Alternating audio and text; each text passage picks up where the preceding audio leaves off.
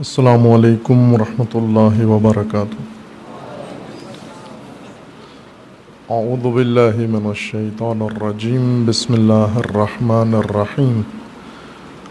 الحمد للہ والصلاة والسلام علی رسول اللہ وآلہ آل اللہ، واللعنۃ الدائمۃ علی اعدائہم اعداء اللہ من یوم عداوتہم الی یوم لقاء اللہ۔ عباد اللہ اوصیکم ونفسی بتقوی اللہ، اتقوا اللہ فإن خیر الزاد التقوی۔ بندگان خدا، آپ سب کو اور اپنے نفس کو تقوی الہی کی وصیت کرتا ہوں، دعوت دیتا ہوں۔ تقوی الہی اپنی زندگی میں منشور کے طور پر اپنائیں، آئین کے طور پر اپنائیں۔ تقوی طرز حیات انسان ہے اللہ کی طرف سے۔ تقوی حفاظتی تدبیر ہے اللہ تعالیٰ کی جانب سے، تاکہ انسان محفوظ زندگی بسر کرے آفات و خطرات دنیا سے، اور ایسے ہی آفات و خطرات اخروی سے۔ تقوی قرآن کریم میں مختلف خصوصیات کے ساتھ و صفات کے ساتھ ذکر ہوا ہے، جن سے متعلق بعض آیات ملاحظہ و مشاہدہ کی ہیں، جن میں بعض میں تقوی کو زاد سے تعبیر کیا گیا ہے۔ فإن خیر الزاد التقوی، بہترین زاد و توشہ و سامان سفر، سامان زیست انسان تقوی ہے۔ زاد مسافر کے اس سامان کو کہتے ہیں، اور اس خوراک کے حصے کو کہتے ہیں جو سفر میں اسے ضرورت محسوس پڑتا ہے۔ تقوی زاد انسان ہے، چونکہ انسان مہاجر ہے، مسافر ہے الی اللہ، اور تقوی کے توشے سے یہ سفر طے کر سکتا ہے۔ اگر تقوی نہ ہوا تو فسق و فجور ہے اور ہلاکت ہے۔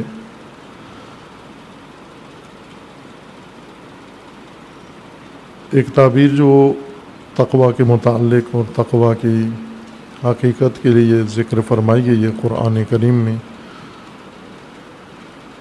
وہ تقوی کو بعنوان لباس ذکر کیا گیا ہے کہ انسان کے لیے اللہ نے لباس مقرر کیا ہے، معمولی مادی لباس جو اس کی حفاظت کے لیے، اس کی زینت کے لیے اور اس کی پردہ پوشی کے لیے ہے، اور ساتھ ہی فرمایا ہے کہ تقوی بہترین لباس ہے۔ تقوی کو بعنوان لباس انسان کے لیے اللہ تعالیٰ نے بیان فرمایا ہے۔ سورہ مبارکہ اعراف میں آیا 26 میں حق تعالیٰ کا فرمان ہے، یا بنی آدم قد انزلنا علیکم لباسا یواری سوآتکم وریشا۔ اے اولاد آدم، ابنائے آدم، خداوند تبارک و تعالیٰ نے آپ کے لیے لباس مقرر کیا ہے جو ایک ضرورت ہے۔ جیسے اللہ نے انسان کے لیے خوراک و غذا پیدا کی ہے تاکہ اس کے سہارے زندہ رہے، انسان کی ایک ظاہری ضرورت لباس ہے۔ اللہ نے انسان کے لیے لباس پیدا کیا ہے، اس کی دسترس میں قرار دیا ہے، اس کے لیے لباس مہیا کیا ہے۔ اس لباس کا کام یہ ہے کہ یواری سوآتکم، تمہارے جسم کی اور زندگی کی برائیاں یا قباحتیں چھپاتا ہے، عیب چھپاتا ہے لباس تمہارے۔ جن امور کا عریان ہونا، برہ نہ ہونا عیب سمجھا جاتا ہے، لباس کے ذریعے سے انہیں چھپانا ہے تم نے۔ وریشن اور یہ لباس تمہارے لیے زینت بھی ہے کہ انسان کی زندگی کا ایک پہلو زینت ہے کہ مزین کرے اپنے آپ کو اور عام زندگی کے اندر زینت انسان اختیار کرے، خصوصیت کے ساتھ عند کل مسجد، بارگاہ خدا میں جانے کے لیے انسان زینت اختیار کرے۔ وَلِبَاسُ التَّقْوَى ذَلِكَ خَيْرٌ ذَلِكَ مِنْ آیَاتِ اللَّهِ لَعَلَّهُمْ يَذَّكَّرُونَ، اور لباس تقوی تمہارے لیے لازم ہے۔ خیر معنی کیا تھا، خیر کا مطلب عموماً اردو میں بہتر ہیں، اور بہتر کہہ کر اس چیز کو گویا اختیاری بنا دیتے ہیں کہ انسان کے لیے دو راستے ہیں، بہتر یہ ہے لیکن دوسرا بھی غیر بہتر بھی راستہ موجود ہے۔ بہتر فارسی لفظ ہے، بہ کا افعل ہے، افعل تفضیل کا صیغہ ہے، تفضیل بہ، بہ بہتر بہترین، بہ بھی ہے بہتر بھی ہے بہترین بھی ہے۔ ہر چیز جیسے آپ جاتے ہیں منڈی میں پھل خریدنے کے لیے تو 3 قسم کے پھل وہاں آپ کو ملتے ہیں، بہ، بہتر اور بہترین، جیسا آپ چاہتے ہیں وہاں سے انتخاب کر لیتے ہیں، اختیار آ جاتا ہے۔ بہتر میں ایک طرح سے انسان کو متبادل بھی بتایا جاتا ہے، جب بھی کہا جائے یہ بہتر ہے یعنی اور بھی ہے۔ قرآن کریم میں جہاں بھی انسان کے لیے خیر بیان کیا گیا ہے اس سے مراد یہ نہیں ہے کہ یہ کرو تو بہتر ہے اور دوسرا راستہ بھی تمہارے لیے موجود ہے۔ خیر لازم کے معنی میں ہے، یعنی لازم ہے یہ چیز تمہارے لیے، چونکہ خیر کے مقابلے میں جس طرح بہتر کے مقابلے میں بہ نہیں ہے بلکہ خیر کے مقابلے میں شر ہے۔ بہتر کا مطلب ہوتا ہے کہ درست دو چیزیں ہیں، دونوں صحیح ہیں لیکن ایک زیادہ صحیح ہے، ایک زیادہ مناسب ہے، ایک کم مناسب ہے، لیکن ہیں دونوں ٹھیک ہیں دونوں درست ہیں۔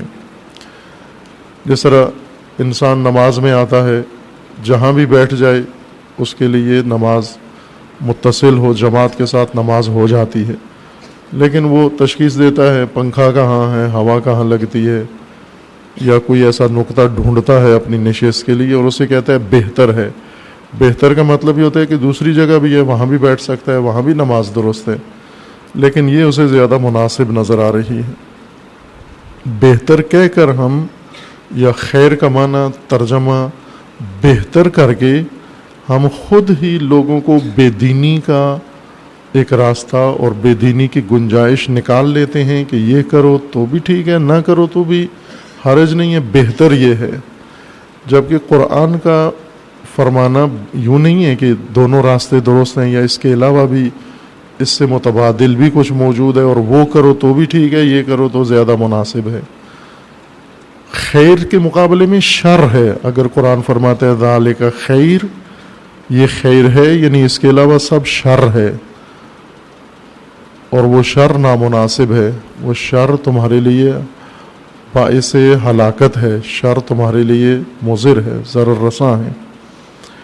قرآن کریم میں سورہ مبارکہ اعراف آیت 26 میں اللہ تعالیٰ کا فرمانا ہے وَلِبَاسُ التَّقْوَى ذَلِكَ خَيْرٌ، لباس تقوی خیر ہے تمہارے لیے۔ وہ لباس دنیاوی جو آپ نے پہنا ہوا ہے تن ڈھانپنے کے لیے، یہ لباس بھی لازم ہے، لیکن اس سے زیادہ لازمی لباس تقوی ہے تمہارے لیے۔ اگر لباس تقوی نہ ہو، تقوی کے علاوہ کوئی حالت ہو، ذالک شر، یہ شر ہے تمہارے لیے۔ شر ہلاکت ہے، شر زوال ہے، شر پستی ہے، شر انسان کے لیے، حیات انسان کے لیے ہلاکت کا درجہ رکھتا ہے۔ بس دوسری صورت میں شر ہے، یہ خیر ہے، جہاں خیر نہ ہو وہ شر ہے، نہ کہ وہاں کم خیر ہے یا تھوڑی خیر ہے۔ لباس تقوی لازم ہے تمہارے لیے۔ عموماً قرآن کریم کے مترجمین لکیر کے فقیر ہوتے ہیں، ایک ترجمہ کسی نے کر دیا پہلے اسی میں تھوڑی جزوی تبدیلی لا کر نیا ترجمہ قرآن کا لکھ دیتے ہیں اور نیا ترجمہ چھاپ دیتے ہیں اپنے نام سے، جبکہ بنیادی طور پر اس ترجمے کے اندر قرآن کے معانی منتقل نہیں ہوتے. جو کمی پہلے ترجمے میں رہ گئی ہے وہ دوسرے میں ہو بہو منتقل ہوتی ہے. اگر دوسرے ترجمے میں کوئی تبدیلی لاتے بھی ہیں تو وہ اردو الفاظ یا اردو ادب کے لحاظ سے اسے بہتر کر لیتے ہیں، لیکن یہ ترجمہ جو معانی منتقل نہ کرے قرآن کے، یہ خود ایک تحریف کا درجہ رکھتا ہے یہ ترجمہ. چونکہ کس ابتدائی ترجموں میں خیر کا معنی بہتر کیا گیا ہے،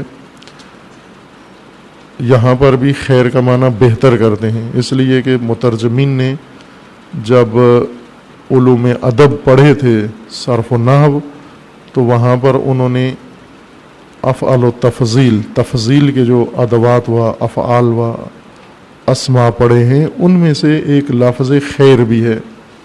کچھ اوزان ہیں افعال و تفضیل کے، جیسے افعال ایک شے سے دوسری شے کو بہتر کرنے کے لیے، مثلا ایک عالم ہے دوسرا عالم ہے، دونوں صاحب علم ہیں، ایک زیادہ صاحب علم ہے. ایک اگر میٹھی چیز ہے دوسری زیادہ میٹھی ہے، جو میٹھی ہے اس کو کہتے ہیں حلو، اور جو زیادہ میٹھی ہے اس کو کہتے ہیں احلا، یہ زیادہ شیرین ہے، لیکن ہیں دونوں میٹھی چیزیں. ایک حلو ہے ایک احلا ہے. اسی طرح تمام افعال میں یہ حالت فرض کی جا سکتی ہے. ان میں سے ایک لفظ جو تقابل کے لیے استعمال ہوتا ہے دو چیزوں میں، اور ایک چیز کو دوسری چیز پر ترجیح کے لیے استعمال ہوتا ہے، خیر کا لفظ بھی ہے، ادبیات میں ذکر ہوا ہے. لیکن جہاں بھی خیر آئے وہ خیر افعل نہیں ہوتا، وہ خیر تفضیلی نہیں ہوتا، بلکہ یہاں پر قرآن کریم میں خیر شر کے مقابلے میں استعمال ہوا ہے. فَمَنْ يَعْمَلْ مِثْقَالَ ذَرَّةٍ خَيْرًا يَرَهُ وَمَنْ يَعْمَلْ مِثْقَالَ ذَرَّةٍ شَرًّا يَرَهُ. جس نے ذرہ برابر خیر انجام دیا ہے وہ بھی قیامت میں مشاہدہ کرے گا، اور جس نے ذرہ برابر شر انجام دیا ہے وہ بھی شر کو مشاہدہ کرے گا قیامت میں. بس خیر در مقابل شر ہے. یہاں خیر لازم، شر ممنوع.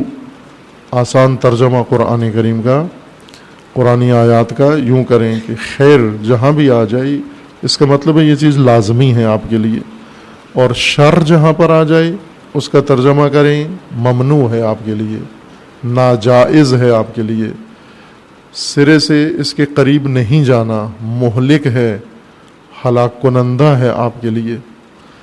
لباس تقوی ذالک خیرون، لباس تقوی لازم ہے تمہارے لیے. اگر لباس تقوی نہ ہوا، دوسری صورت میں لباس تقوی کے مقابلے میں ہے لباس تقوی. تقوی شر لکم، یہ شر ہے تمہارے لیے. لباس تقوی تمہارے لیے خیر ہے، لباس تقوی شر ہے تمہارے لیے. وہ ہر انسان دیکھے کہ اس نے لباس تو اختیار کیا ہوا ہے، تقوی کا ہے یا تقوی کا ہے. دونوں لباسوں سے خالی کوئی بھی نہیں ہے. کوئی یہ نہیں کہہ سکتا کہ میں نے نہ لباس تقوی پہنا ہوا ہے اور نہ لباس تقوی پہنا ہوا ہے. نہ طغیان ہے اس کے اندر اور نہ ہی تقوی ہے اس کے اندر. یہ حالت قابل فرض نہیں ہے. یا طاغی ہے انسان یا متقی ہے انسان، یا با تقوی ہے یا باغی ہے، سرکش ہے، فاسق ہے، فاجر ہے. خوب اگر لباس فسق و فجور پہنا ہوا ہے، زندگی سایہ فسق و فجور میں اس کی بسر ہو رہی ہے، ماحول فسق و فجور کا ہے، اس کا سایہ فسق و فجور کا ہے اس کے اوپر، تقوی و طغیان اس کے اوپر حکم فرما ہے. چونکہ تقوی کو لباس کے ساتھ نسبت دی گئی ہے، لباس تقوی تقوی کا لباس ہے یہ. خوب تقوی کا لباس، اس کو سمجھنے کی ضرورت ہے، کھولنے کی ضرورت ہے کہ مراد کیا ہے دقیقاً، تاکہ انسان اس لباس کو اپنا سکے، پہن سکے. اور جیسا پہلے بھی عرض کیا تھا کہ اردو اور عربی زبانیں مشترکات رکھتی ہیں. بہت سارے الفاظ عربی کے اردو میں رائج ہیں، مستعمل ہیں. یہ الفاظ اردو میں الگ معنی رکھتے ہیں، عربی میں کچھ اور معنی رکھتے ہیں. جب ہم قرآن کریم یا روایات یا دین کے اندر ان اصطلاحات اور الفاظ کو استعمال کرتے ہیں، معانی اردو کے ہمارے ذہن کے اندر سرایت کر جاتے ہیں، دوڑ کے آ جاتے ہیں، اور قرآن کی مراد، قرآن کا مفہوم ذہن سے غائب ہو جاتا ہے. اس لیے معارف قرآنی ہمارے ذہنوں میں منتقل نہیں ہوتے. پڑھتے بھی ہیں قرآن، محروم بھی رہتے ہیں، ذہن خالی بھی رہتے ہیں قرآن پڑھنے کے باوجود. اس کی وجہ یہ ہے کہ قرآنی الفاظ اور اردو معانی اور ہندی معانی یہ آپس میں سازگار نہیں ہیں. قرآن کے جس طرح الفاظ قرآنی ہیں، آسمانی ہیں، وحی کے ذریعے نازل ہوئے ہیں، الہی ہیں، اسی طرح معانی بھی قرآن کے الہی ہیں. لفظ و معنی ہر دو وحی کے ذریعے سے القا ہوا ہے، نازل ہوا ہے. لباس اردو میں استعمال ہوتا ہے، لباس فارسی میں بھی استعمال ہوتا ہے لفظ لباس، اور عموماً لباس کو کپڑے کے معنی میں لیتے ہیں. کپڑے، پہننے والے کپڑے، اس کو اردو میں لباس کہا جاتا ہے. اور یہ اتنا راسخ معنی ہے کہ آپ جہاں بھی لباس پڑھیں، قرآن میں پڑھیں تو کپڑے ذہن میں آتے ہیں، اور لباس اردو میں استعمال ہو تو بھی یہی معنی ذہن میں آتا ہے. آپ کہتے میرا لباس کہاں ہے؟ لباس لٹکا ہوا ہے، لباس ٹنگا ہوا ہے، لباس میلا ہو گیا ہے، لباس پھٹ گیا ہے. اور یہ ساری چیزیں کپڑے کے معنی، کپڑا جو استعمال ہوتا ہے اس کو لباس مراد لیتے ہیں، یا لباس سے کپڑے مراد لیتے ہیں. عربی زبان میں کپڑے کے لیے ثوب کا لفظ استعمال ہوتا ہے، لباس نہیں ہوتا. قرآن کی زبان میں ثوب کپڑا ہے، سے کے ساتھ، تے سے اخت و تے، 3 نقطوں والی تے، اس سے جیسے ثواب ہوتا ہے، ثواب، ثوب ایک ہی مادہ سے دونوں بنے ہیں. کپڑے کے لیے ثوب کا لفظ ہے جس کی جمع ثیاب ہے، اور قرآن کریم میں استعمال بھی ہوا ہے. ثوب کا لفظ بھی استعمال ہوا ہے، ثیاب سندس، کہ بہشتی ثوب کپڑے وہاں پر بیان کیے گئے ہیں کہ لوگوں کو بہشتی کپڑے کس طرح کے ملیں گے. وہاں پر کپڑے کے لیے ثوب کا لفظ ہی استعمال ہوا ہے. لباس کپڑے کو نہیں کہتے عربی اصطلاح میں. اردو میں بے شک کہیں، یہ نہ ہو کہ عربی الفاظ جب آپ سمجھتے ہیں تو پھر وہی اردو میں بھی شروع کر دیں. اردو میں ان الفاظ کو اسی معنی میں استعمال کیا کریں جس میں ہو رہا ہے، وہاں سے تبدیل نہ کریں اس کو، چونکہ پھر اردو خراب ہو جائے گی. فرق سمجھیں، فرق اردو کا اور عربی اصطلاحات کا رکھیں کہ اگر قرآن میں یہ لفظ استعمال ہوا ہے، عربی لفظ استعمال ہوا ہے قرآنی معنی میں، اس کا اپنا متعلقہ معنی مراد لیں. اگر اردو میں کسی نے یہ لفظ استعمال کیا ہے تو اس میں اردو کا معنی لیں. اگر اردو میں کسی نے کہا لباس تو اس سے کپڑے ہی مراد لینے ہیں آپ نے، اس سے کوئی اور چیز مراد نہیں لینی، ورنہ بولنے والے کی مراد آپ نہیں سمجھ پائیں گے، غلط فہمی ہو جائے گی اور مشکل پیش آئے گی. عربی زبان میں ثوب، کپڑے کو ثوب کہتے ہیں، ثیاب جمع ہے اس کی، کپڑے.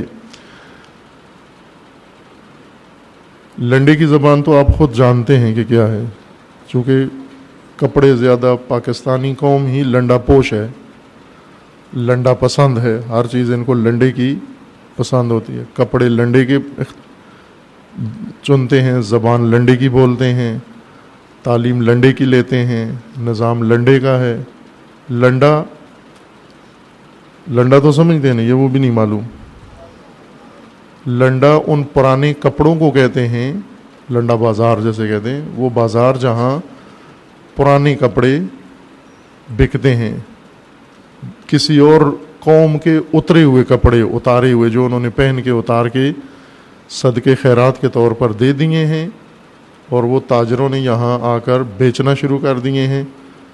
اور ہمارے جو ماڈرن طبقہ ہے پاکستان میں، ماڈرن نسل ہے مغربی، وہ جاتے ہیں لنڈے کی پتلونیں اور شرٹیں خرید کے وہ پہنتے ہیں، اور بڑے فخریہ طور پر پھر باہر آتے ہیں نکل کے کہ ہم غیر معمولی لوگ ہیں. دوسری قوم کے اترے ہوئے کپڑے پہننا، یہ پہن کے پھر اپنے آپ کو فخریہ طور پر ماڈرن بھی سمجھتے ہیں. بات بھی جب کریں گے تو وہ دوسری قوم کی زبان میں بات کریں گے. دوسری قوم کی کوئی چیز اس قوم کے لیے لنڈا ہے. انگریزوں کی ہر چیز پاکستانیوں کے لیے لنڈے کے درجہ رکھتی ہے. وہ زبان ہو، نظام ہو، تعلیم ہو، کپڑے ہوں، جوتے ہوں، جو بھی ہو، وہ لنڈا پسند ہیں، ہم لنڈا پوش ہیں. لنڈے کی زبان میں کپڑوں کو کیا کہتے ہیں؟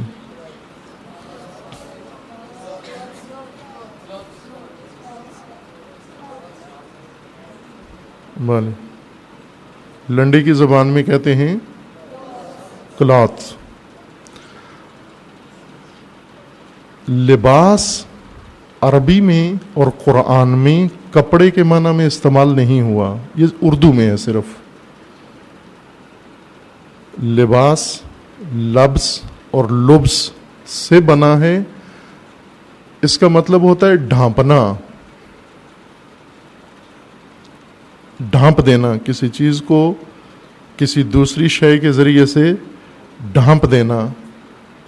وہ شے جس کا عریان ہونا مضر ہو، نقصان دہ ہو، ضائع ہونے کا خطرہ ہو، اسے ڈھانپ دیتے ہیں. گھروں میں خواتین بہت ساری چیزیں جہاں باسلیقہ خواتین ہیں، البتہ ہر چیز بناتی ہیں، پکاتی ہیں، پھر اسے ڈھانپ دیتی ہیں کہ اس میں مکھی نہ چلی جائے، چونٹی نہ چلی جائے، کوئی حشرہ نہ اس کے اندر گر جائے. باسلیقہ خواتین کھانے پکاتی ہیں اور کھانے کو ڈھانپ دیتی ہیں. ڈھکن دیگچے میں پکایا، ڈھکن دے دیتی ہیں اس کے اوپر، یا اگر کوئی اور چیز بنائی، انہوں نے آٹا گوندا ہے تو اس کے اوپر کپڑا ڈال دیتی ہیں کہ مکھی نہ بیٹھے، جراثیم اس کے اندر نہ منتقل ہوں. یہی ڈھانپنا ضروری ہے. کیوں ضروری ہے؟ اس لیے کہ آلودہ ہو جائے گی یہ چیز، میلی ہو جائے گی، گندی ہو جائے گی، حشرات، مکھیاں، آفات اس کے اندر آئیں گی، گریں گی اور بیماری پھیلے گی. اس لیے ڈھانپنا ضروری ہے. ڈھانپنے کو پردہ ڈال دینا، کسی شے کے ذریعے سے کسی دوسری شے کو پوشیدہ کر دینا، اس پہ پوشش ڈالنا، یہ لبس ہے. لباس یعنی پوشش کسی شے کی، یعنی ڈھانپنے کا ذریعہ. جس چیز سے آپ نے دوسری چیز کو ڈھانپا ہے، عرب اس کو کہتے ہیں یہ لباس ہے. لبس ڈھانپنا ہے، تلبیس ڈھانپنا ہے. ڈھانپنے کی چیز کو لباس کہتے ہیں. کپڑے چونکہ بدن کو ڈھانپتے ہیں، اس لیے کپڑوں کو لباس کہتے ہیں. اصل میں کپڑا ثوب ہے، ثیاب ہے. کپڑے کا ایک استعمال ڈھانپنے کے لیے بھی ہوتا ہے.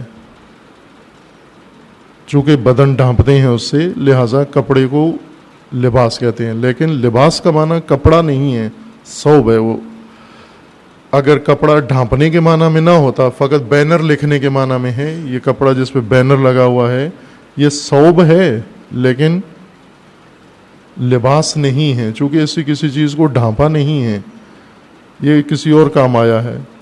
لیکن یہ پردے لباس ہیں، جو پردے لٹکے ہوئے ہیں کھڑکی میں، یہ لباس ہیں. چونکہ ان پردوں کے ذریعے سے آپ نے ڈھانپا ہوا ہے، اس حال کو پردوں کے ذریعے سے ڈھانپا ہوا ہے آپ نے. اور یہ پردے آویزاں رہنے چاہیے. اندر کمرہ ٹھنڈا کر کے پردے اٹھا دیتے ہیں، باہر کی ہیٹ شیشوں سے اندر آتی ہے. یہ تھوڑی سی عقل استعمال کرنے سے ضائع نہیں ہوتی، مسئلہ نہیں ہے، بل بھی نہیں آئے گا آپ کا. عقل استعمال کیا کریں. کوئی خرچہ نہیں ہے، کوئی بل نہیں ہے، بیٹری چارج نہیں کرنی پڑتی، پہلے سے اس میں نہیں ڈالنا پڑتا۔ عقل کا استعمال رکھیں، آپ عادت بنا لیں عقل سے کام لینا۔ سادہ سی بات ہوتی ہے، باہر گرمی ہے، اندر آپ نے کمرہ ٹھنڈا کیا ہوا ہے تو باہر کی ہیٹ اندر آتی ہے اور مناسب کولنگ نہیں ہو رہی آپ کے حال کے لیے جب پردے اٹھا دیتے ہیں آپ۔ میرے کہنے کے باوجود بھی اٹھے ہوئے ہیں پردے پھر بھی۔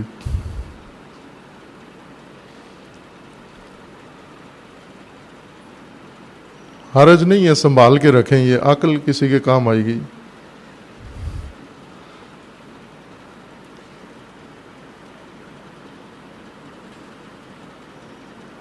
ثوب کپڑا ہے اور لباس ڈھانپنے کا ذریعہ، جس چیز سے کسی دوسری چیز کو ڈھانپیں وہ لباس ہے۔ قرآن کریم نے بہت ساری چیزوں کو لباس کہا ہے، جیسے پہلے وہ آیات آپ کی خدمت میں بیان کی تھی، ان کی طرف اشارہ کیا تھا۔ ایک لباس ہے رات، خداوند تبارک و تعالیٰ نے رات کو لباس بنایا۔ رات شب اندھیرا کپڑا نہیں ہے، یہ نہ کہیں کہ کپڑے ہیں، چونکہ قرآن میں آیا ہے کہ اللہ نے رات کو لباس بنایا ہے، تو اب ہم عید کے کپڑے دکان سے نہیں لیتے، بلکہ رات ہی کافی ہے۔ یہی کپڑے ہمارے لیے رات والے کافی ہیں ہمارے لیے، جو اللہ نے رات کو کپڑا کہا ہے۔ رات کپڑا نہیں کہا، رات کو یہ نہیں کہا کہ رات بھی ثوب ہے، بلکہ رات لباس ہے۔ لباس یعنی ڈھانپتی ہے۔ رات کا ایک کام، اندھیرے کا کام یہ ہے کہ عیاں چیزوں کو، نمایاں چیزوں کو، کھلی چیزوں کو رات ڈھانپ دیتی ہے، پردہ ڈال دیتی ہے، پوشش نظر نہیں آتی کسی کو، ہوتے ہوئے بھی ہمارے پاس، ہمارے آمنے سامنے وہ چیزیں موجود ہوتی ہیں، لیکن ہم انہیں دیکھ نہیں پاتے، چونکہ سایہ و اندھیرا پردہ بن کر، پوشش بن کر چھا گیا ہے اور ہمیں کوئی چیز دکھائی نہیں دیتی۔ اس لیے رات کو لباس کہا ہے۔ حقیقتاً رات لباس ہے، ڈھانپ دیتی ہے ہر چیز کو۔ ایک اور قرآن کریم نے لباس استعمال کیا ہے لفظ، وہ ہے بھوک، ناامنی، خراب حالات، جیسے اس وقت پاکستان کے ہیں۔ یہ لباس ہے پاکستان کے لیے۔ قرآن کریم میں فرمایا ہے کہ جو قومیں اور جن قوموں کے زمامدار وہ الہی سنن پر عمل نہ کریں اور انہیں ترک کریں تو انہیں ہم لباس پہنائیں گے، لباس جو، لباس خوف اور لباس ناامنی انہیں پہنائیں گے ہم۔ جیسے یہ لباس آپ نے پہنا ہوا ہے، یہ بھی زیب تن ہے اس وقت پاکستانیوں کے، لباس خوف و جو۔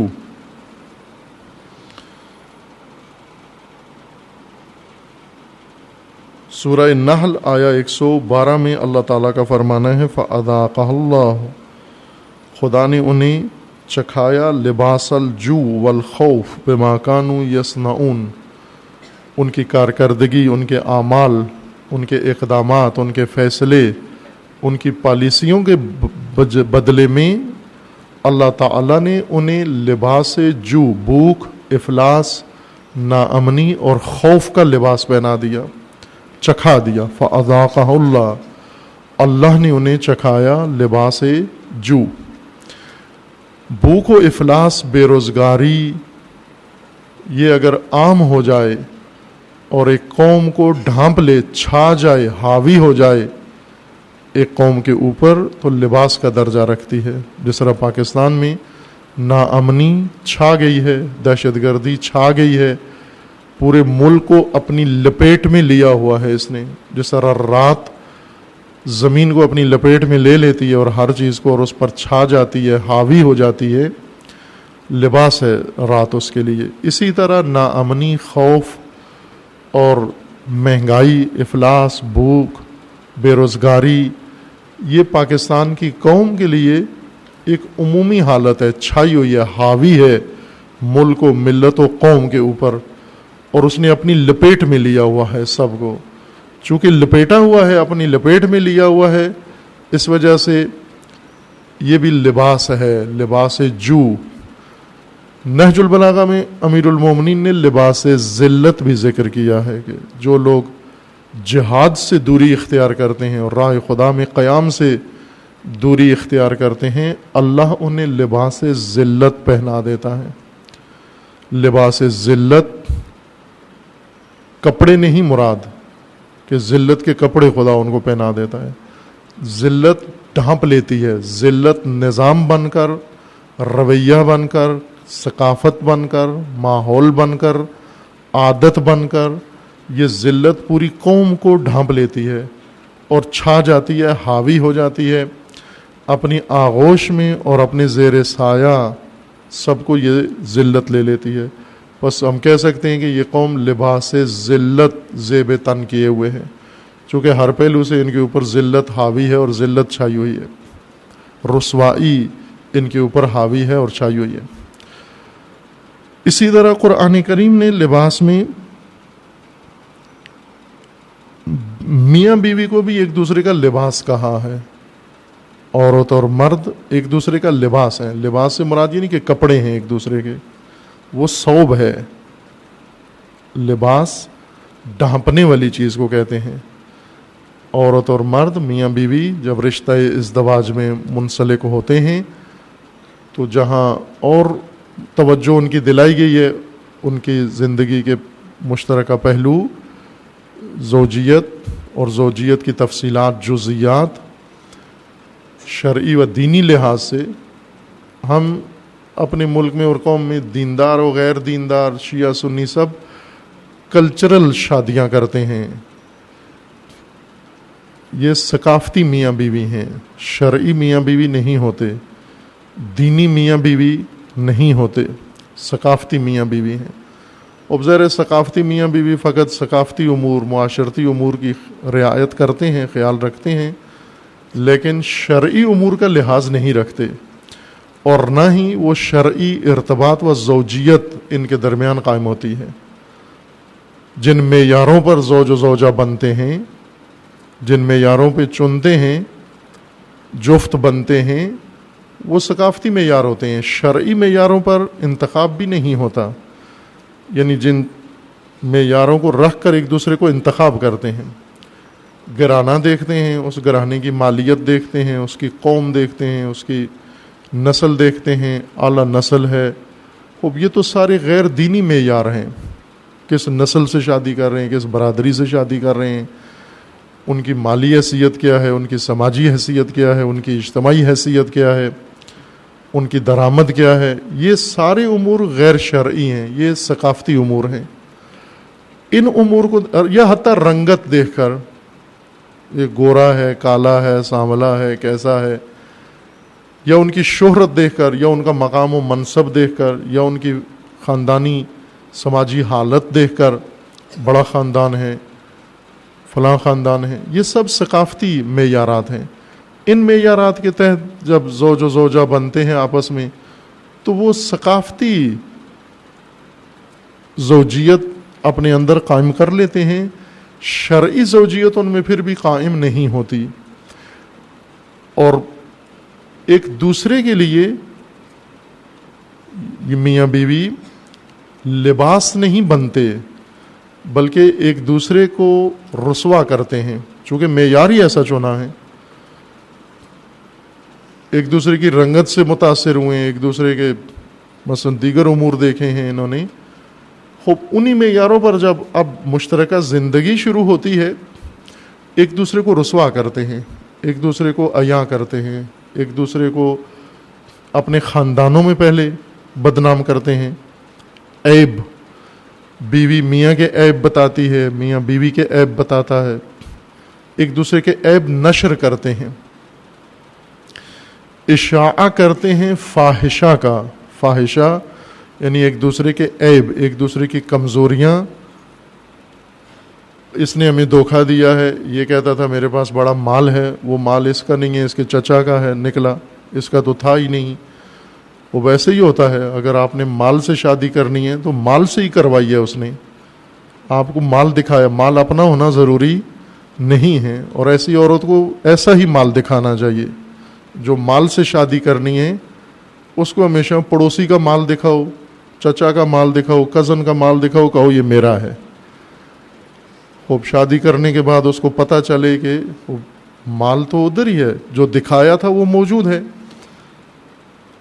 شوہر سے شادی نہیں کی اس نے، مال سے شادی کی، بعد میں پتہ چلا کہ اس مال سے شوہر کا کوئی تعلق نہیں ہے، اب پریشان ہو جاتی ہے۔ اسی طرح شوہر بیوی کے اسی طرح حاشیے کی کسی چیز سے متاثر ہوتا ہے اور بعد میں کشف ہوتا ہے کہ یہ نہیں تھی ان کی، پھر ان کے حالات تلخ ہوتے ہیں اور ایک دوسرے کو نمایاں کرنا شروع کر دیتے ہیں۔ اگر بندگی، اللہ کی بندگی و سیرت و شخصیت اور فہم، عقل، درایت کو دیکھ کر انتخاب کریں کوئی، پھر ایک دوسرے کے لیے لباس ہیں۔ اللہ تعالیٰ کا فرمانا ہے کہ میاں بیوی ایک دوسرے کے لیے لباس ہیں۔ لباس یعنی ایک دوسرے کو ڈھانپنے کے لیے ہیں، ایک دوسرے کے اوپر پردہ بن کر سایہ ڈالنے والے ہیں۔ اگر ہو بھی کوئی عیب برفرض کسی کے اندر، تو کم از کم ان کی زبان سے یہ فحاشی نہیں ہوتی ایک دوسرے کی نسبت، یہ ایک دوسرے کو ننگا نہیں کرتے لوگوں کے سامنے۔ اگر دینی معیاروں پر زوجیت ہو، چونکہ معیار ہی غیر دینی ہوتا ہے، لہٰذا غیر دینی معیار کا جو اختتام ہوتا ہے وہ بھی غیر دینی ہی ہوتا ہے۔ ایک دوسرے کو کبھی دھوکے میں رکھتے ہیں۔ اکثر اوقات جہاں غیر دینی معیاروں سے یہ زوجیت بنتی ہے، تعلق قائم ہوتا ہے، ایک دوسرے کو دھوکے میں رکھتے ہیں، منافقت کے ساتھ زندگی بسر کرتے ہیں۔ ایک دوسرے کے اگر نہیں عیب بتا رہے تو درپردہ کچھ نہ کچھ اور حرکتیں کر رہے ہیں، درپردہ ایک دوسرے سے غلط فائدہ اٹھا رہے ہیں یا ایک دوسرے کی غفلت سے ناجائز فائدہ اٹھا رہے ہیں۔ یہ ان ازواج یا ان خاندانوں کے اندر ہے جنہیں جو غیر معیاری یا غیر دینی، غیر شرعی معیار پر انتخاب کرتے ہیں زوجیت کے لیے، اب سماجی مجبوریوں کی وجہ سے منافقت کے ساتھ زندگی بسر کرتے ہیں اور بظاہر حفظ کرتے ہیں اپنے رشتہ زوجیت کو، لیکن حقیقت میں ایک دوسرے کے لیے قابل تحمل نہیں ہوتے، قابل برداشت نہیں ہوتے۔ اگر الہی معیاروں کے مطابق زوج و زوجہ ہیں، ان کی ایک صفت یہ ہے کہ یہ لباس بھی ہیں، نہ کپڑے۔ زوج کپڑا نہیں ہے اور بیوی بھی کپڑا نہیں ہے مرد کے لیے، لباس ہیں۔ کپڑے اور لباس میں فرق ہے۔ لباس ہیں یعنی ڈھانپیں، ایک دوسرے کی زندگی کی پوشش بنے۔ اگر شوہر کے پاس کسی چیز کی کمی ہے تو بیوی بینر بن کے ساری دنیا کو نہ دکھائے۔ بعض اوقات ہوتا ہے خواتین زبان سے نہیں بتاتی کہ میرے شوہر کی درآمد کم ہے یا ہمارے گھر کے اندر یہ کمی ہے، جان بوجھ کر گندے کپڑے پہنے گی، پھٹے ہوئے کپڑے پہنے گی، جان بوجھ کر اپنا حلیہ بگاڑ کے رکھے گی تاکہ ساری دنیا کو پتہ چلے کہ اس کے شوہر کے پاس کچھ بھی نہیں ہے۔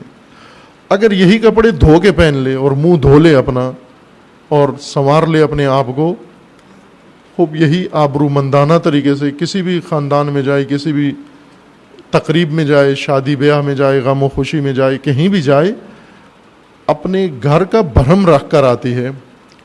اگر اپنے آپ کو سنوار کے جائے، ایک مناسب حلیے کے ساتھ جائے، لوگ اسے دیکھ کر یہ احساس کرتے ہیں کہ اس کے سارے حقوق پورے ہیں، یہ راضی ہے اپنی زندگی سے۔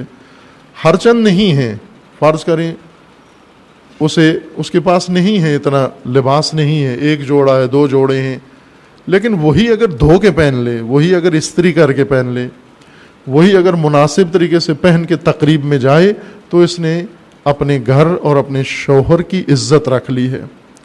لیکن اگر اس کے پاس 10 جوڑے ہوں اور انہیں یہ جان بوجھ کر ان میں سے پوسیدہ لباس انتخاب کرے گی پہننے کے لیے، اور یہ پہن کر سسرال جائے گی، میکے جائے گی، فلاں جگہ جائے گی تاکہ شوہر کو رسوا کرے، وہاں جا کر لوگوں کو پھٹا ہوا جوتا پہن کے جائے گی، گندا جوتا پہن کے جائے گی، وہ پوچھیں گے جوتا نیا کیوں نہیں لیتے ہو؟ او جی ہے ہی نہیں ہے ہمارے پاس، کچھ ہے ہی نہیں ہے، میاں لے کے نہیں دیتا، اس کے حالات بہت خراب ہیں۔ گھر کے اندر دوسرا نیا جوتا بھی ہے، یا یہی جوتا جو رکھا ہوا ہے اگر پھٹ گیا ہے اس کو سلوا لو، اگر اس کی پالش ختم ہو گئی ہے پالش کروا لو، اسی کو اگر صاف ستھرا کر کے پہنو تو آپ نے ڈھانپ دیا اپنے گھر کا فقر، افلاس، کمی، یہ ڈھانپ دی ہے عورت نے۔ عورت لباس بنے اپنے گھر کا، اپنے شوہر کا، اس کی عزت کا، اس کی آبرو کا، اس کی شخصیت کا لباس ہے در حقیقت۔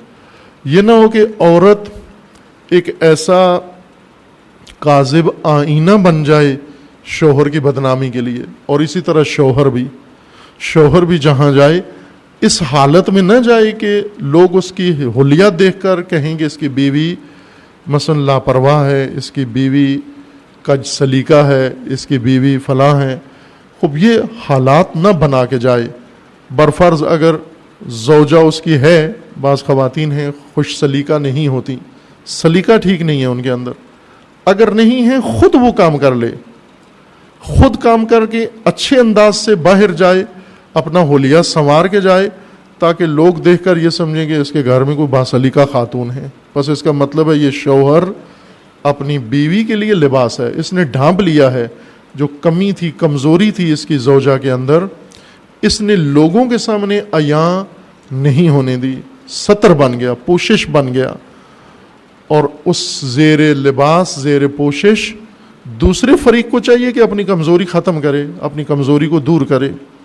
قرآن کریم میں سورہ بقرہ میں ہے احل لکم لیلۃ الصیام الرفث الی نسائکم ہن لباس لکم وانتم لباس لہن۔ اشارہ کیا کہ کلچرل زندگیوں میں یہ چیزیں عجیب سی لگتی ہیں، قرآنی باتیں بہت ہی عجیب لگتی ہیں پاکستانی زوجین و ازواج کو۔ اگر انہیں بتائیں کہ بھائی ٹھیک ہے آپ کی بیوی میں یہ کمزوری ہے لیکن آپ پردہ بنو اس کا، آپ کے شوہر میں یہ کمزوری ہے لیکن آپ پردہ بنو اس کا، انہیں بہت عجیب لگتا ہے کہ کیوں کریں ہم یہ کام، ہم نے تو اسے بدنام کرنا ہے، رسوا کرنا ہے، گھر گھر جا کے در در جا کے بتانا ہے، انہیں در در جا کر اس کی بے آبروئی کرنی ہے۔ گھر کے اندر مسائل مشترکہ زندگی میں اونچ نیچ رہتی ہے، اگر پیسے ہوں بھی تو کسی دوسری چیز کی کمی ہوتی ہے۔ یوں نہیں کہ جس کے گھر میں آٹا دانہ پورا ہے تو اس کا مطلب ہے خوشحال گھرانہ ہے۔ خوشحالی آٹے راشن سے کم حاصل ہوتی ہے، سلیقے فہم فراست سے زیادہ حاصل ہوتی ہے۔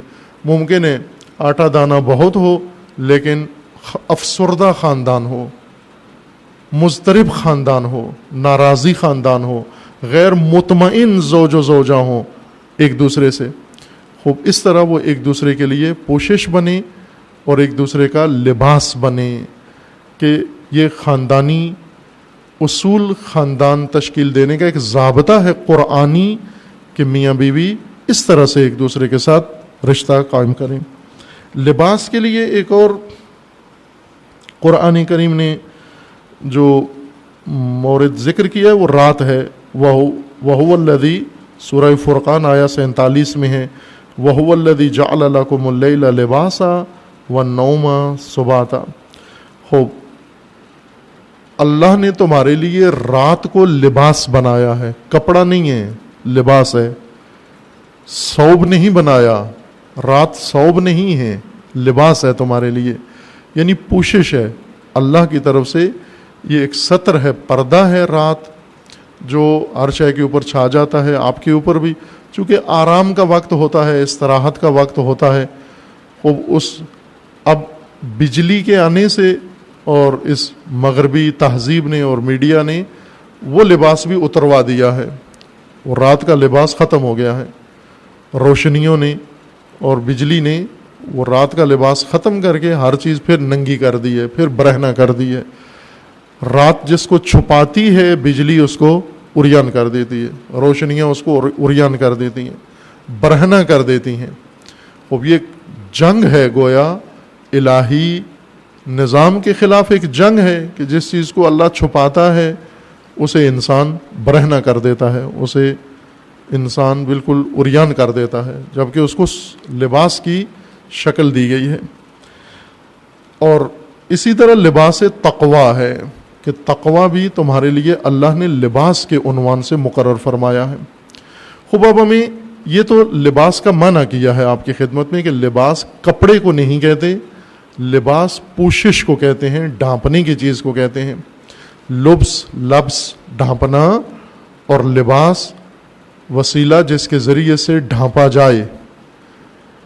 لباس کی متعدد خصوصیات ہیں، وہ ساری یہاں مد نظر ہیں. اس وجہ سے تقویٰ کو لباس کہا گیا ہے کہ لباس جو ہم کپڑے کا لباس اردو میں جس کو لباس ہم کہتے ہیں، کپڑوں کو ڈھانپنے کے لیے پہنتے ہیں ہم، تن ڈھانپنے کے لیے. بعض کپڑے بدن کے ساتھ لٹکاتے ہیں، وہ لباس شمار نہیں ہوتا.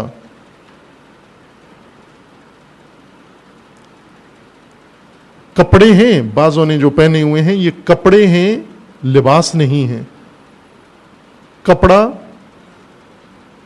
دھاگے سے بنا ہوا یا محصول، کپڑا کہتے ہیں محصول، کسی دوسری چیز سے بنی ہوئی چیز، اس کو کپڑا کہتے ہیں. چونکہ یہ کپاس سے بنتا ہے، پٹسن سے بنتا ہے، اور کیمیکل سے آج کل بناتے ہیں کپڑا. چمڑے سے بنتا ہے کپڑا، اون سے بنتا ہے، جانوروں کے بالوں سے بنتا ہے کپڑا، کھالوں سے بنتا ہے.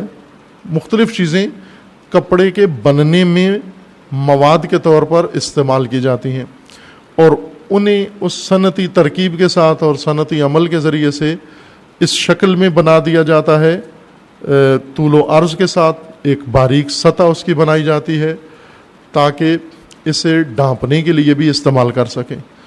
بعض لوگ جو پہنتے ہیں یہ لباس نہیں ہے، کپڑے ہیں، لباس نہیں ہے. مثلا جینز کی پتلونیں لباس نہیں ہیں، کپڑے ہیں. یہ آپ نہ کہ اس نے لباس پہنا ہوا ہے، لباس نہیں ہے، چونکہ کوئی چیز اس کی ڈھانپی ہوئی نہیں ہے. جینز کی پتلون کیا ڈھانپتی ہے؟ بلکہ ڈھانپی ہوئی چیز کو بھی ننگا کر دیتی ہے، عریان کر دیتی ہے. یہ کپڑا ہے، جینز کپڑا ہے، لباس نہیں ہے. پرہنگی ہے اس کے اندر. اور اس جیسی دیگر لی کی پتلونیں ہیں، جینز کی پتلونیں ہیں، اور برانڈ ہیں بہت سارے. ایک اور چیز جو پاکستانیوں نے عام پہننا شروع کر دی ہے، یہ ٹراؤزر ہیں، ورزش کا لباس. یہ پہن کے آ جاتے ہیں، مسجدوں میں بھی آ جاتے ہیں، عید کے دن بھی ٹراؤزر پہنا ہوا ہے. اور جہاں دیکھو، کل اخبار میں ایک بڑے سیاستدان کی تصویر میں نے دیکھی، ٹراؤزر کے ساتھ بیٹھا ہوا، وہ مذاکرات کر رہا ہے دوسرے سیاستدان کے ساتھ. خوب ظاہر سی بات ہے کہ یہ تہذیب ہی ایسی ہے کہ جس میں لباس کا تصور ہی نہیں ہے. یہ صرف کپڑے پہنتے ہیں، لباس نہیں پہنتے. یعنی تن ڈھانپنا، بدن کا سوآت ڈھانپنا، بدن کی وہ اونچ نیچ ڈھانپنا، نشیب و فراز ڈھانپنا، وہ اندام اعضاء ڈھانپنا جن کا ڈھانپنا ضروری ہے اور جن کا نمایاں ہونا عیب ہے، یہ لباس کے زمرے میں نہیں ہے. جو چیزیں یہ نہیں ڈھانپتی. شرٹیں جو پہنتے ہیں ٹائٹ، بدن کے ساتھ چسپیدہ، کیا چیز ڈھانپی ہوئی ہے بدن کی؟ کپڑا ہے، کپڑا لپٹا ہوا ہے. جس طرح پٹی کرتے ہیں، یہ پٹی کپڑا ہے، لیکن اس پٹی ڈھانپتی تو نہیں ہے کسی چیز کو، چونکہ اتنی ٹائٹ ہے کہ اگر ڈھانپی ہوئی چیز ہو اس کو بھی نمایاں کر دیتی ہے. اور اس طرح اگر یہ ٹائٹ لباس پہنے، خواتین ہیں، اگر یہ اس طرح کے لباس پہنتی ہیں، کہ عموماً پہنتی ہیں، اس وقت پاکستان میں عام کلچر ہو گیا کہ خواتین کپڑے پہنتی ہیں، لباس نہیں پہنتی. کپڑے پہنے ہوئے بھی بے لباس ہیں، کپڑے پہن کر بھی عریان ہیں، کپڑے پہن کر بھی ننگی ہیں، کپڑے پہن کر بھی بے حجاب ہیں، وہ برہنہ ہیں. لباس ڈھانپنے والی چیز کو کہتے ہیں. کپڑا کوئی مسطح چیز لپیٹ لیں اپنے ساتھ، وہ کپڑا شمار ہوگا. منی پینٹیں ہیں، بڑے مومنین مجلس میں آ جاتے ہیں منی پینٹ پہن کر، یہ زانوؤں تک پتلون ہوتی ہے، یہ پہن کر مجلس اعضاء میں آ گئے سننے کے لیے. بیویوں کو رو رہے ہیں، جب ذاکر پڑھتا ہے بیویاں حجاب ان کے چھیل کے نیچے سے چیخیں مارنا شروع کر دیتا ہے، منی پینٹ پہنے ہوئے، خود ٹائٹ پہنے ہوئے ہے، جین پہنے ہوئے ہے. خاتون اس طرح کے لباس پہنتی ہیں کہ خواتین کے بدن کے وہ حصے جو ہر صورت میں پنہان ہونے چاہیے، ڈھانپے ہوئے ہونے چاہیے، ابھار معلوم نہیں ہونا چاہیے، سلواتی ہی ایسے ہیں کہ وہ انہیں اسی امر کے لیے لباس کپڑے سلواتی ہیں، کپڑے پہنتی ہیں، لباس نہیں پہنتی خواتین۔ قرآن نے لباس فرمایا کہ ہم نے، توجہ فرمائیں، سورہ اعراف کی آیت 26 میں اللہ نے یہ نہیں فرمایا کہ ہم نے آپ کے لیے کپڑے بنائے ہیں، فرمایا ہم نے آپ کے لیے لباس مقرر کیا ہے، اتارا ہے۔ ہم نے یا بنی آدم، اے بنی آدم، ہم نے آپ کے لیے لباس مقرر کیا ہے۔ آپ نے صرف کپڑوں پہ اکتفا کر لیا ہے اور لباس، اس کپڑے کو لباس کی حالت سے نکال دیا ہے۔ یا بنی آدم قد انزلنا علیکم لباسا، اے بنی آدم ہم نے تیرے لیے لباس مقرر کیا ہے، نہ کپڑا۔ کپڑا تن پہ لپیٹ لینا یہ لباس نہیں ہے تیرا، لباس تیرے لیے مقرر کیا ہے، لبس ہو، پوشش ہو، ڈھانپ دے تجھے، پوشیدہ کر دے تجھے، چھپا لے تجھے۔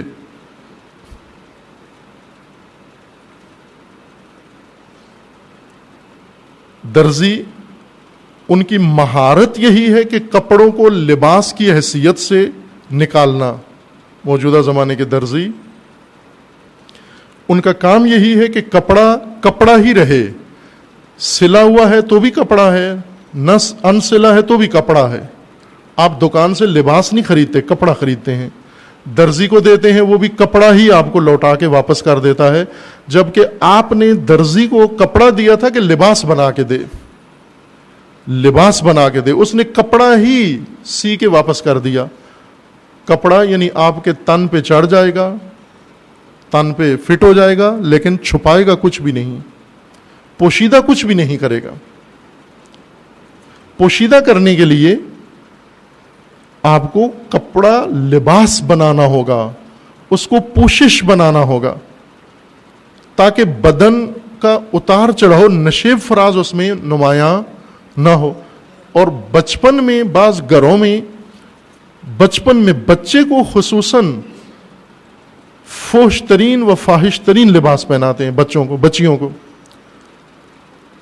وہ پیدائش سے شروع کرو، لباس پیدائش سے ہے، آغاز ہو جاتا ہے۔ بچہ جب پیدا ہوتا ہے لباس اس کو پہناؤ، نہ کپڑا۔ چڈیاں پہنا کے، بڑے بڑے بچوں کو، بچیوں کو چڈیاں پہنا کے چھوڑ دیتے ہیں، لباس پہناؤ اس کو۔ چڈی کہاں سے لباس بن گیا؟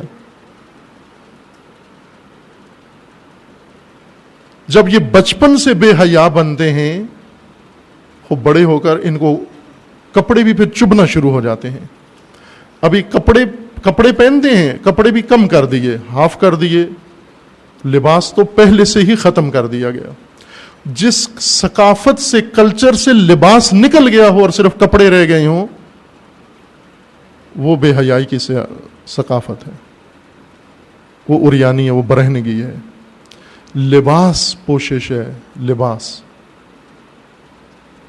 یہ لباس ظاہری کی بات کر رہا ہوں، تن ڈھانپنے والے لباس کی۔ اور اللہ نے فرمایا کہ اس کے ساتھ ساتھ یہ بھی ہم نے مقرر کیا ہے، یہ چھپانے کے لیے، توریہ کے لیے اور زینت کے لیے ہے۔ ایک لباس دیگر تمہارے لیے مقرر کیا ہے اور وہ لازمی ہے، ذالک خیر، یعنی لازمی ہے تمہارے لیے، وہ لباس تقویٰ ہے۔ میں اس لباس ظاہری کے نمونوں کی وضاحت اس لیے کر رہا ہوں کہ لباس تقویٰ سمجھ میں آیا ہمیں۔ لباس تقویٰ کیسے ہم نے اپنانا ہے اور کس طرح اس کو اپنی پوشش زندگی کی بنانا ہے، اور اس حصار میں زندگی بسر کرنی ہے جس میں سب کچھ انسان کا، وہ مومن کا، دوسروں سے، اجنبیوں سے، دشمنوں سے محفوظ ہو جائے، ہر خطر سے انسان محفوظ ہو جائے۔ جو رنگ ہم نے اپنا لیا ہے، رسومات اور کلچر اور ثقافت، اور اس کے اندر عبادت کا تھوڑا سا ذائقہ ملا دیتے ہیں اور اسی پہ خوشحال ہیں کہ ہم مومن و دیندار ہیں۔ اب قرآن فرمائے کتنا آپ کو مومن بنانے کے لیے پوشش مومنانہ ذکر کی ہے کہ تمہارا ایمانی لباس ہے۔ لباس ظاہری بھی قرآن نے ذکر کیا ایک ہی آیت میں کہ ہم نے تمہارے لیے لباس بنایا ہے جو توریہ کرے تمہارے جسم کو اور زینت ہو تمہاری، اور دوسرا لباس تقوی ہے جو لازم ہے تمہارے لیے۔ خوب لباس اتار کے اور کپڑے پہ اکتفا کر کے پھر ہم نہ کہیں کہ ہم نے یہ ذکر پڑھ دیا، یہ ورد کر دیا، یہ رسم بجا لائے، وہ کام کر دیا، تو اب ہم ایمان کے اعلیٰ درجوں پر فائز ہو گئے ہیں لباس اتار کر۔ لباس اتار کے جو بھی کریں قبول نہیں ہے۔ قدیم میں مکہ میں یہ کام کیا کرتے تھے۔ وقت تمام ہے، باقی مضمون بعد میں عرض کروں گا، خطبہ دیگر بھی عرض کرنا ہے آپ کی خدمت میں۔ مکہ میں کپڑے اتار کے عبادتیں کرتے تھے، وہی مکہ کا زمانہ ابھی آ گیا ہے۔ لباس اتار کے عبادتیں کرتے تھے کعبہ کے گرد آ کر۔ اب بھی لوگ بے لباس ہیں، کپڑے پہنے ہوئے ہیں، لباس اتارا ہوا ہے۔ وہ اس نقطے کو عرض کروں گا انشاءاللہ خداوند تبارک و تعالی ہم سب کو و تمام مومنین کو و تمام مسلمین کو لباس تقوی اپنانے کی توفیق عطا فرمائے انشاءاللہ۔ اعوذ باللہ من الشیطان الرجیم، بسم اللہ الرحمن الرحیم، انا اعطیناک الکوثر فصل لربک وانحر ان شانئک هو الابتر۔ اعوذ باللہ من الشیطان الرجیم، بسم اللہ الرحمن الرحیم، الحمدللہ والصلاة والسلام علی رسول اللہ وآلہ آل اللہ،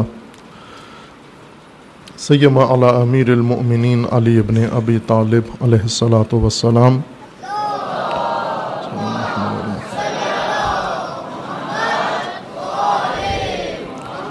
و فاطمۃ الزہرا سیدۃ نساء العالمین،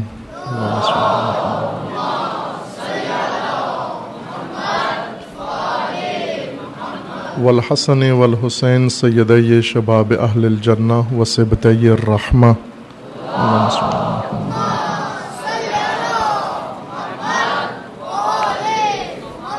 و علی ابن الحسین علیہم الصلاۃ والسلام،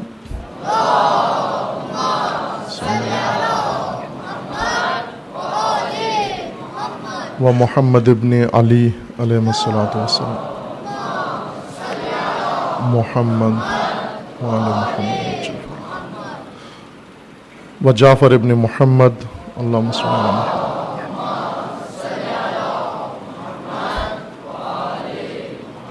و موسیٰ ابن جعفر علیہ الصلاۃ والسلام،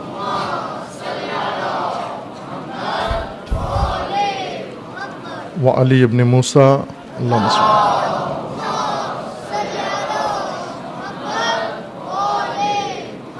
و محمد ابن علی،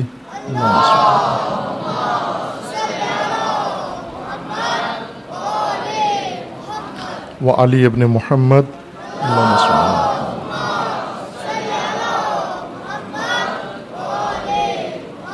والحسن ابن علی،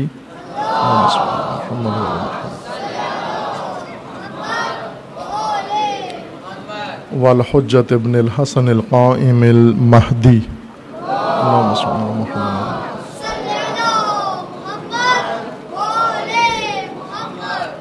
حجج اللہ علی عبادہ و امناؤہ فی بلادہ، واللعن علی اعدائہم اجمعین من الآن الی قیام یوم الدین۔ عباد اللہ اوصیکم و نفسی بتقوی اللہ، اتقوا اللہ فإن خیر الزاد التقوی۔ بندگان خدا، آپ سب کو اور اپنے نفس کو تقوی الہی کی وصیت کرتا ہوں، تاکید کرتا ہوں و دعوت دیتا ہوں۔ تقوی اختیار کریں و تقوی کو اپنی زندگی کا منشور بنائیں۔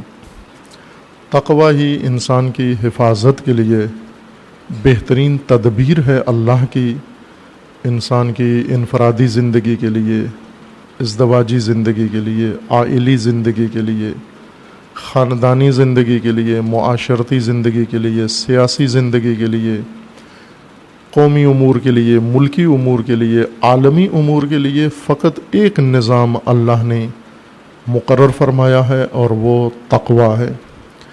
لیکن آج متاسفانہ دنیا اہل تقوی کے اختیار میں نہیں ہے، بلکہ اہل تغوی زمامدار عالم ہیں، اور اہل تغوی نے طغیان ہر طرف برپا کیا ہے، ظلم و فساد ہر طرف ہو رہا ہے، اور بالخصوص مسلمانوں پر اور بالاخص تشیع کے اوپر۔ ان ایام کا جو بہت اہم دردناک واقعہ ہے وہ کشمیر کے حالات ہیں۔ بھارتی جارحیت بڑھ گئی ہے، اضافہ ہوا ہے، اور میں بارہا انہی خطبات میں بھی اور دیگر گفتگو میں جہاں بھی مناسبت آئی ہے عرض کیا ہے آپ کی خدمت میں کہ ایک ایسا نظام دنیا میں شیطانی و ظالمانہ نظام قائم ہے جس سے اب سب استفادہ کر رہے ہیں۔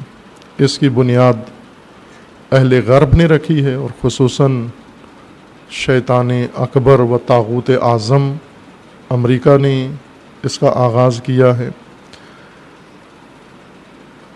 ایک اسٹریٹجی جس کے مطابق ابھی دنیا چلا رہے ہیں اور دنیا پہ اپنا نظام نافذ کیے ہوئے ہیں۔ عرض کیا تھا کہ خود زنی کا حربہ، کہ اپنے آپ کو نقصان پہنچاؤ، اپنے آپ کو مارو، اور اس کا الزام کسی دوسرے کی گردن میں ڈال کر کسی ملک پہ چڑھائی کر دو اس بہانے سے، اور کسی قوم کو تہس نہس کر دو، کہ ابھی تک کتنے ملک ویران کر چکے ہیں۔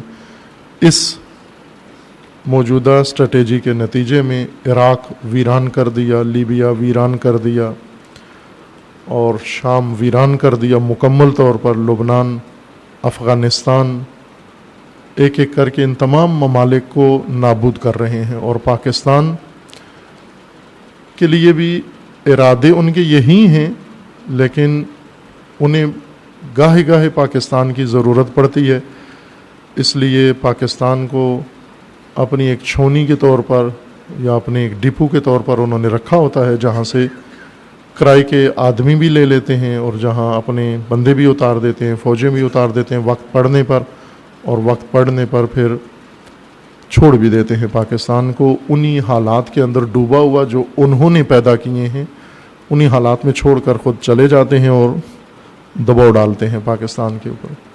پاکستان میں نادان ترین دنیا کے حکام و حکمران پاکستان میں پیدا ہوتے ہیں اور حاکم بنتے ہیں، اور عوام کی مدد سے بنتے ہیں۔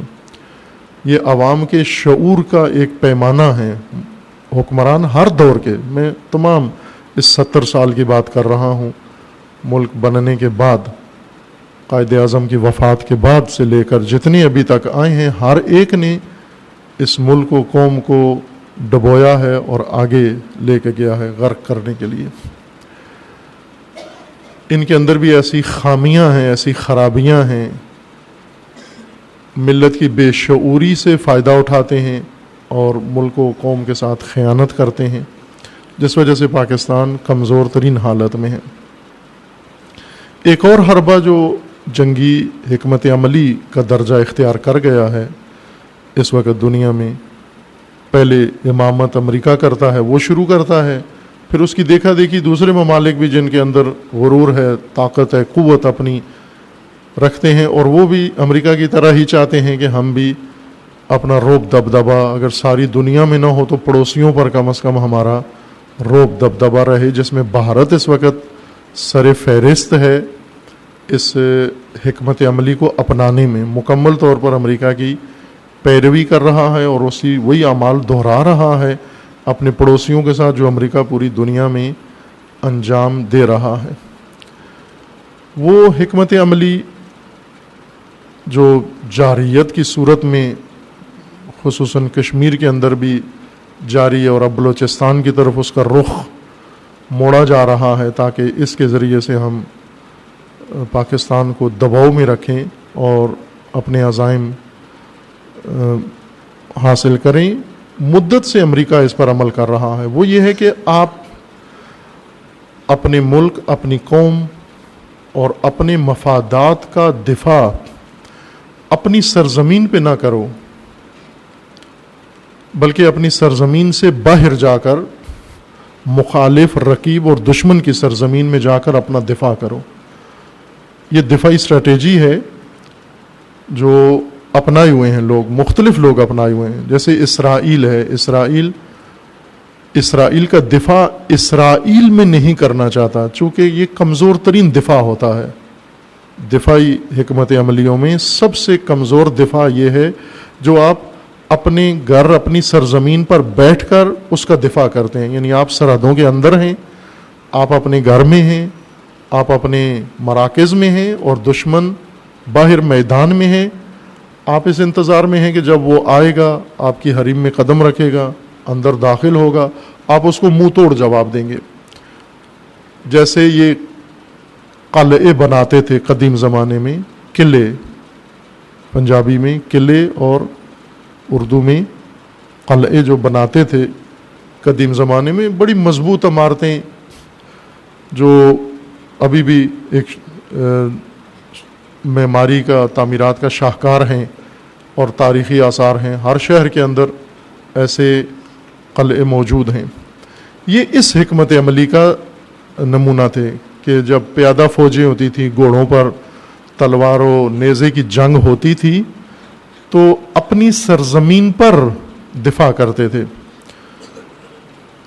دوسرے حملہ ور مثلا ہندوستان پر باہر سے حملہ ور آتے تھے، حملہ کرتے تھے، اور ہندوستانی اسی سرزمین پر اس کا دفاع کرتے تھے، اور اکثر نہیں ہو پاتا تھا، اس لیے ان قلعوں میں بند ہو جاتے تھے۔ اپنی ہی سرزمین پر قلعہ بناتے اور باقی سرزمین دشمن کو دے دیتے، خود ایک چار دیواری موٹی بڑی بنا کر اس کے پیچھے چھپ جاتے، اور کچھ عرصہ تک وہ محاصرہ رہتا، پھر یا وہ محاصرہ کنندگان مایوس ہو جاتے یا اس قلعے کو تسخیر کر لیتے۔ یہ پرانے زمانے سے آج تک رہی ہے۔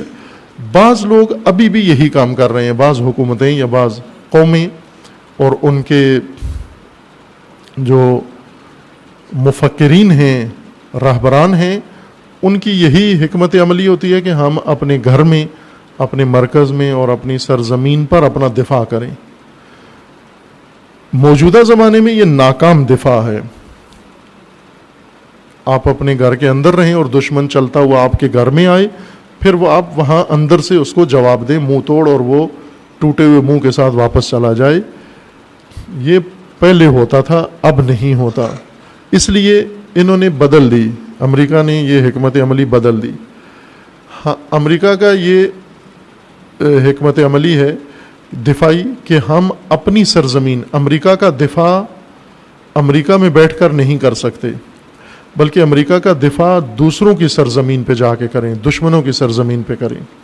پہلے یہ دیکھو کہ امریکہ کے لیے خطرہ کہاں ہے اور وہاں جا کر امریکہ کا دفاع کرو۔ افغانستان میں گروہ ہے کوئی امریکہ کے لیے خطرہ ہے، بس امریکہ کا دفاع کرو افغانستان جا کر، امریکہ کا دفاع کرو عراق جا کر، امریکہ کا دفاع کرو لیبیا جا کر، امریکہ کا دفاع کرو شام میں جا کر۔ اس حکمت عملی کے تحت یہ امریکی فوجیں اپنے ملک سے ہزاروں کلومیٹر دور آ کر ان سرزمینوں پر حملے کرتی ہیں جہاں سے انہیں یہ خطر ہوتا ہے کہ ہمیں کوئی نقصان پہنچ سکتا ہے۔ یہ دفاعی حکمت عملی ہے کہ دشمن کا مقابلہ کرو دشمن کی سرزمین پر، نہ اپنی سرزمین پر۔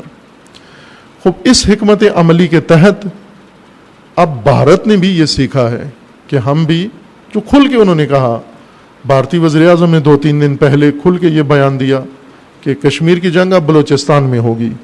دوسرے لفظوں میں اس نے یہ کہا کہ کشمیر میں جنگ ہوگی، کشمیر کا مسئلہ اٹھے گا، لیکن اب جنگ کشمیر میں نہیں ہوگی بلکہ بلوچستان میں ہوگی۔ اور آپ نے دیکھا کہ شروع ہے جنگ بلوچستان میں۔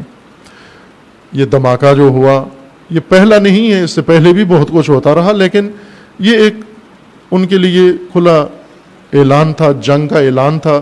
بعضوں نے کہا بھی ہے، سیاستدانوں نے، کہ کوئٹہ کے وکلاء پر حملہ یا اس اسپتال میں حملہ یہ اعلان جنگ سمجھنا چاہیے، اور ایسا ہی ہونا چاہیے، اعلان جنگ سمجھے۔ لیکن چونکہ ادھر جنگجو نہیں ہیں، پاکستان میں جنگ جب ہوتی ہے کرائے کے جنگجوؤں سے کروائی جاتی ہے، حکومت جنگجو نہیں ہے، اور جنگی فورسز ان کے اندر بھی جنگی روحیہ و جنگی جذبہ شاید کم کر دیا گیا جان بوجھ کر کے جنگی جذبے ان کے کم ہوں، سیاسی جذبے زیادہ ان کے ہو گئے ہیں۔ اور پرائیویٹ لشکر بنائے ہیں. آپ جب بھی دیکھیں دفاع پاکستان، استحکام پاکستان، اس طرح کی ریلیاں پرائیویٹ لشکر نکالتے ہیں. دفاع پاکستان کونسل وہ پاکستان کے دفاع پر مامور ہیں. ان کا کام ہے پاکستان کا دفاع کرنا، جنہوں نے اتنے دہشت گرد پیدا کیے ہیں اور پاکستان میں بھی ناامنی پیدا کی، دنیا میں بھی ناامنی پیدا کی. پاکستان کی حفاظت و دفاع کا فریضہ ان کو سونپا ہوا ہے کہ یہ ہر شہر میں ریلیاں نکالیں، ہر شہر میں مظاہرے کریں اور پھر ہاتھوں میں ہاتھ ڈال کے کھڑے ہو کے دفاع پاکستان، استحکام پاکستان ان کے ذمہ کر دیا. پرائیویٹ لشکر، ادھر دفاعی حکمت عملی یہ ہے کہ پرائیویٹ نجی سول لشکروں نے پاکستان بچانا ہے. نہ پاکستان بچانے کے لیے حکومت ذمہ دار ہے پاکستان کے دفاع کے لیے، اور مسلح فورسز جو پاکستان کے بیت المال سے بنائے گئے ہیں اور خرچہ کیا گیا ہے، ان کا کام ہے پاکستان کا دفاع کرنا. اور پوری ملت پاکستان، ان کی ذمہ داری ہے پاکستان کا دفاع کرنا، جامع دفاع کرنا، اور اس کے لیے اسٹریٹجی بنانا. بھارت کی اس وقت دفاعی اسٹریٹجی اس کی بدلی ہے، اور اب وہ کشمیر کا دفاع بلوچستان میں کرنے کا اعلان کیا ہے، یا بھارت نے اپنا دفاع پاکستان کے اندر آ کر کرنے کا فیصلہ کیا ہے امریکی نقش قدم پہ چلتے ہوئے، کہ ہم اگر یہ موقع دیں کشمیر کے اندر بھارت جنگ لڑے تو وہ اسے لگ رہا ہے کہ کامیابی نہیں ہوگی اس کو، لیکن اپنی سرزمین سے باہر جا کر اگر یہ جنگ شروع کی جائے اور اپنی سرزمین بھی محفوظ رہے گی، اس میں امن بھی رہے گا، ہم باہر یہ حرکت کر سکتے ہیں. اس لیے کشمیر کے اندر ایک وقفے کے بعد دوبارہ یہ جو قتل و غارت شروع ہوئی اور بے دردی کے ساتھ قتل و غارت ہو رہی ہے، اور کرفیو ہے، پکڑ دھکڑ ہے، لوٹ مار ہے، لوگوں کے لیے زندگی ایک عذاب بنا دیا گیا ہے، وہاں پر یہ خوفناک چہرہ بھارت کشمیر میں ظاہر کر رہا ہے تاکہ کشمیر میں آواز دب جائے، کوئی سر نہ اٹھائے. اس وقت بھارت اور چہرہ اپنا کشمیر میں دکھانا چاہتا ہے، تشدد کر کے، شدت کے ساتھ ہر چیز کا جواب دینا، تاکہ کشمیر میں سب کے اندر یہ روب بیٹھ جائے، یہ دبدبا بیٹھ جائے کہ کوئی حرکت یا کوئی گنجائش نہیں ہے یہاں پر کسی قسم کے کام کی، فعالیت کی. اندر جو جارحیت دکھا رہا ہے وہ اس مقصود کے لیے ہے، اور جنگ کو کشمیر سے منتقل کرنا چاہتا ہے بلوچستان کے اندر، جو کر دی ہے اس نے، جنگ منتقل کر دی ہے. ابھی ہمارے جو ذمہ داران ہیں وہ ابھی تک تو کنفیوز نظر آتے ہیں اس دفاع میں، کہ اب ہم پہلے دہشت گرد لشکر اس ملک کے اندر بنے ہوئے ہیں جو ان کی غلط حکمت عملی اور افغان جنگ کا نتیجہ تھا، وہ مغربی محاذ سے شروع ہوا اور اب مشرقی محاذ سے بھی جنگ شروع ہوئی ہے پاکستان کے اندر منتقل کرنے کے لیے. چونکہ جب پاکستان کے اندر اتنے لشکر ہیں اور کرائے پہ بنائے جا سکتے ہیں جو پاکستان کو تباہ کر سکتے ہیں، تو اپنا نقصان کیوں کرائیں؟ امریکہ اپنا نقصان کیوں کرائے؟ اپنے فوجی کیوں مروائے؟ بھارت اپنے فوجی کیوں مروائے؟ وہ یہی کام یہاں بلوچستان میں یا پاکستان میں جو کرائے کے مزدور ہیں ان سے کروا سکتا ہے اور کروائے گا، اور شدت آئے گی اس کے اندر. جو بھارتی عزائم ہیں، ابھی پاکستان نے مذاکرات کی بات کی ہے تو انہوں نے توہین آمیز جواب دیا ہے. انہوں نے کہا کہ ٹھیک ہے ہم پاکستان کے ساتھ مذاکرات کرتے ہیں لیکن کشمیر پہ نہیں کرتے، پاکستان میں موجود دہشت گردی کے کیمپوں پہ مذاکرات کریں گے، بلوچستان کے حالات پہ مذاکرات کریں گے، گلگت بلتستان کے اوپر مذاکرات کریں گے ہم. یہ بھارتی جواب ہے جو اس وقت پاکستان کو دیا گیا ہے.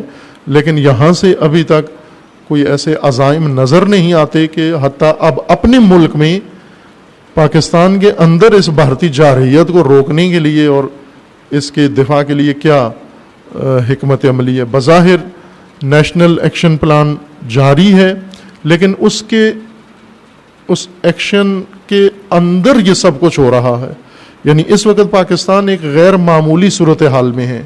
نیشنل ایکشن پلان کے تحت ملک ایک استثنائی صورتحال میں چل رہا ہے. یعنی ایک قسم کی نیم جنگی صورتحال ہے. ایکشن پلان کا مطلب جو سیکیورٹی ہے تو اس میں معمول کے قوانین نہیں ہیں. مثلا پولیس کے اختیارات دوسری فورسز کو دیے گئے ہیں تاکہ ملک کو جو خطرات ہیں ان سے یہ نپٹیں اور ان خطرات کو ختم کریں. خب جب یہ ایکشن پلان بھی جاری ہے اور اس کے ہوتے ہوئے اس قسم کے واقعات و حوادث ظاہر ہو رہے ہیں تو اس کا مطلب ہے کہ ہے مسائل ملک کے اندر، اس طرح کے مسائل ہیں. میں پہلے بھی آپ کی خدمت میں عرض کیا تھا کہ یہ حکمران جو خود سکینڈلوں میں بھی مصروف ہیں، یہ سیاستدان جو جانے پہچانے ہیں، اگرچہ آپ ہی کی ووٹوں سے بنے ہیں لیکن آپ بخوبی جانتے ہیں ان کو کیسے ہیں، ان کے اندر جرأت کتنی ہے، جسارت کتنی ہے اور حب الوطنی کتنی ہے ان کے اندر. یہ ساری چیزیں آپ جانتے ہیں. کس نے، میں 14 اگست کو عرض کیا تھا، حب الوطنی کے معیارات ہیں. اتنی حب الوطنی ہے کہ اردو میں بات کرنا بھی پسند نہیں کرتے. اتنی محبت ہے ان کو پاکستان سے کہ سپریم کورٹ نے لازمی قرار دیا ہے کہ پاکستان میں اردو زبان ہے، قومی زبان، اور دفتری کام، اداری کام، عدالتی کارروائیاں، سرکاری امور سب اردو میں ہوں. حب الوطنی ان سب کی ظاہر ہو رہی ہے. جتنے محب وطن ہیں اردو آتی ہی نہیں ہے ان کو، 2 جملے نہ لکھ سکتے ہیں نہ بول سکتے ہیں اردو میں. یہ اتنی محبت ہے وطن کی ان کے اندر کوٹ کوٹ کے بھری ہوئی ہے، اور ہر زندگی برطانیہ میں بسر کرتے ہیں، پھر ہفتے کے لیے ادھر حاضری لگوانے پاکستان آ جاتے ہیں. اتنی محبت ہے ان کو پاکستان سے، یہ نظر آ رہی ہے ان کے اندر، صاف صاف نظر آ رہی ہے. خوب تنہا وہی نسخہ جو نجات، ہر ملک و قوم و مملکت کی نجات کا نسخہ ہے جو امام راحل امام خمینی نے بیان کیا ہے. ملتوں کی بیداری. فلسطین ملت کے ہاتھوں آزاد ہوگا، قدس ملتوں کے ہاتھوں آزاد ہوگا، ملت اسلامیہ کے ہاتھوں، حکمرانوں کے ہاتھوں نہیں ہو سکتا. آپ دیکھ رہے ہیں حکمران، سعودی حکمران کیا کر رہے ہیں، اسرائیل کے ساتھ تعلقات قائم کر رہے ہیں، وفد بھیج رہے ہیں، تجارت اور سفارت خانے قائم کر رہے ہیں باقی عرب ممالک. اس لیے امام نے یہ اسٹریٹجی بنائی کہ طاغوت کا مقابلہ امت کرے گی، اور ملت، لیکن بیدار ملت، آگاہ ملت، سرنگون ملت و بے شعور ملت نہیں کر سکتی. پاکستان جو کئی دہائیوں سے ناپائیدار صورتحال اور اس میں بالخصوص تشیع، ہر قسم کے بحران و حادثے کا شکار رہتا ہے، آگے اب جو بھارتی جارحیت کے اور عزائم ہیں اس سے مزید اگلے دن ایام آنے والے پاکستان کے لیے زیادہ تلخ اور زیادہ سخت نظر آ رہے ہیں. اور خصوصاً ادھر اندر ملک کے اندر موجود سستی و کاہلی اور لاپرواہی پھر دوسری علامت ہے کہ وہ بھارت شاید کم کوشش کرے لیکن حالات زیادہ خراب ہو سکتے ہیں. یہاں ارادہ و عزم اس طرح کا نظر نہیں آتا. میڈیا جو کردار ادا کر رہا ہے نامناسب، یا ملت کے اندر جو کچھ ہے، یا مذہبی گروہ جن چکروں میں پڑے ہوئے ہیں، صورتحال عمومی و ملکی کچھ اور ہے اور یہ کسی اور دندے میں لگے ہوئے ہیں، دھرنوں کے چکر میں ہیں اور جلاؤ گراؤ کی کوشش میں ہے. ہر ایک اپنی سیٹ کے لیے اور اپنے حزب کے لیے اور اپنے منشور کے لیے کوشش کر رہا ہے. ایسے میں بھارت کو اندازہ ہے، بخوبی اندازہ ہے، اور کھل کے تبصرہ کرتے ہیں بھارت والے پاکستان کے ان مسائل کے اوپر، چونکہ آگاہ ہیں، آشنا ہیں اور یہاں کی کمزوریوں سے آگاہ ہیں، اس سے بخوبی فائدہ اٹھا رہے ہیں. بس کشمیر میں جو جارحیت ہے در حقیقت کہ چونکہ وہ جنگ کو کشمیر سے اٹھا کر بلوچستان منتقل کرنا چاہتے ہیں، اس لیے 2 طرف کارروائیاں کر رہے ہیں، ایک طرف بلوچستان میں، ایک طرف کشمیر سے، اور دونوں کا ربط ہے، آپس میں تعلق ہے. کشمیر میں شدت اس لیے ہے کہ یہاں کوئی نہ اٹھے، کوئی آواز نہ اٹھائے، سب چپ و خاموش ہو جائیں اور سب تیار ہو جائیں کہ اب یہ جنگ بھارت سے باہر لڑی جانی ہے. یعنی دشمن کی سرزمین، وہ پاکستان کو اپنا دشمن سمجھتے ہیں، یعنی رقیب کی سرزمین پر انہوں نے پوری تیاریاں کر لی ہیں. ادھر کوئی تیاری نظر نہیں آتی اس اسٹریٹجی سے، بلکہ جو بیان آتے ہیں ڈھیلے اور سست اور بے ارادہ، افسوسناک قسم کے، ان سے مزید اشارہ ملتا ہے کہ یہاں کوئی ارادہ نظر نہیں آتا. میں یہی عرض کروں گا آپ سے کہ جب تک ملت پاکستان میں شعور نہیں آتا، بیداری نہیں آتی، ملکی قومی مسائل یہ ان لوگوں کے بس میں نہیں ہیں جن سے امیدیں آپ لگا کے یا ملت لگا کے بیٹھی ہوئی ہے۔ دوسرا اہم مسئلہ حج کا ہے۔ اس وقت حجاج کرام کافی تعداد منتقل ہو چکے ہیں اور ہو رہے ہیں پوری دنیا سے، اور شاید کشمیری مسلمان مظلوم اتنے خطرے میں نہیں ہیں جتنے حجاج خطرے میں ہوتے ہیں گزشتہ چند سالوں سے، کہ جاتے خانہ خدا میں ہیں، بیت امن میں جاتے ہیں، جیسے اللہ تعالیٰ نے بیت امن کہا ہے، تمام انسانوں کے لیے امن کا حرم ہے وہ، جہاں پر پتے نہیں توڑ سکتے، جہاں پر حشرات کو نہیں مار سکتے، اتنا پرامن حرم ہے، اور اس میں زائرین ناامن ہوتے ہیں، ان کے لیے کوئی امنیت نہیں ہوتی۔ گزشتہ سال جو جارحیت و جنایت آل سعود نے دکھائی، ایک بڑی تعداد کرین گرا کر حرم کے اندر، مسجد کے اندر شہید کر دیے، اور ایک اس سے کئی گنا زیادہ تعداد منا کے اندر راستے بند کر کے اور پھر وہ ماحول بنا کر ایک بڑی تعداد مومنین کی اور زائرین کی وہاں شہید کر دیے، جس پر پوری دنیا میں کوئی رد عمل نہیں ہوا۔ کسی ملک نے لاشیں لینے، پاکستان کے سینکڑوں لوگ وہاں پر شہید ہوئے، لاشیں لینے بھی کوئی نہیں گیا یہاں پر، بلکہ یہاں پر شکرانے انہوں نے کیے، جی اچھا ہوا، بڑی اچھی سرزمین ان کو موت کے لیے مل گئی، مکہ میں اور حرم خدا میں موت آ گئی۔ یہ اس طرح کی باتیں یہاں انہیں کی گئیں۔ سعودی مفتی نے کہا تقدیر ہے، تقدیر کے سامنے جو بولے گا وہ غلط کام کرے گا، تو تقدیر کے سامنے سب بے بس ہوئے اور بلکہ شکر گزار ہو گئے۔ اس سال بھی حجاج کی جانیں خطرے میں ہیں، چونکہ آل سعود پر جو طبقہ حاکم ہے خصوصاً اس وقت، وہ جنایت کار بادشاہ اور اس کا بیٹا خونخوار، اب یہ نہیں ٹلتے، زائرین کی جان لینے سے بھی نہیں ٹلتے، مسلمانوں کی جان لینے سے نہیں ٹلتے۔ ان کا رخ ہے ہی مسلمانوں کی طرف، مسلمان کشی۔ اس خاندان نے آج تک ایک غیر مسلم کے خلاف نہ بیان دیا ہے، نہ کوئی اقدام کیا، نہ اس کو کافر کو یا کسی اسرائیلی کو یا یہودی کے لیے کچھ بھی نہیں کیا۔ جو کیا ہے انہوں نے مسلمانوں کو تباہ کرنے کے لیے، تفرقہ ڈالنے کے لیے، مسلمانوں کے اندر قتل و غارت کے لیے ہر خونخوار لشکر انہوں نے بنایا، جس کا آخری نمونہ داعش و تکفیری لشکر ہے، جو اس وقت انہوں نے یہ آدم خار بنا کر اور تشیع کے لیے بنائے، اور جہاں جہاں تشیع تھا وہاں یہ آدم خار لشکر انہوں نے بھیجا، اور وہ اپنی جنایتوں میں مصروف ہیں۔ ان کے اندر رحم نہیں ہے۔ خداوند تعالیٰ انشاءاللہ ان ظاہرین کو آل سعود کے شر سے محفوظ فرمائے، یہ ظاہرین بھی اپنا خیال رکھیں کہ ان حادثات سے پہلے سے اجتناب کریں، ان جگہوں پر جہاں انہوں نے کوئی نقشہ بنایا ہوتا ہے زائرین کے لیے، وہاں جانے سے زائرین بھی اجتناب کریں۔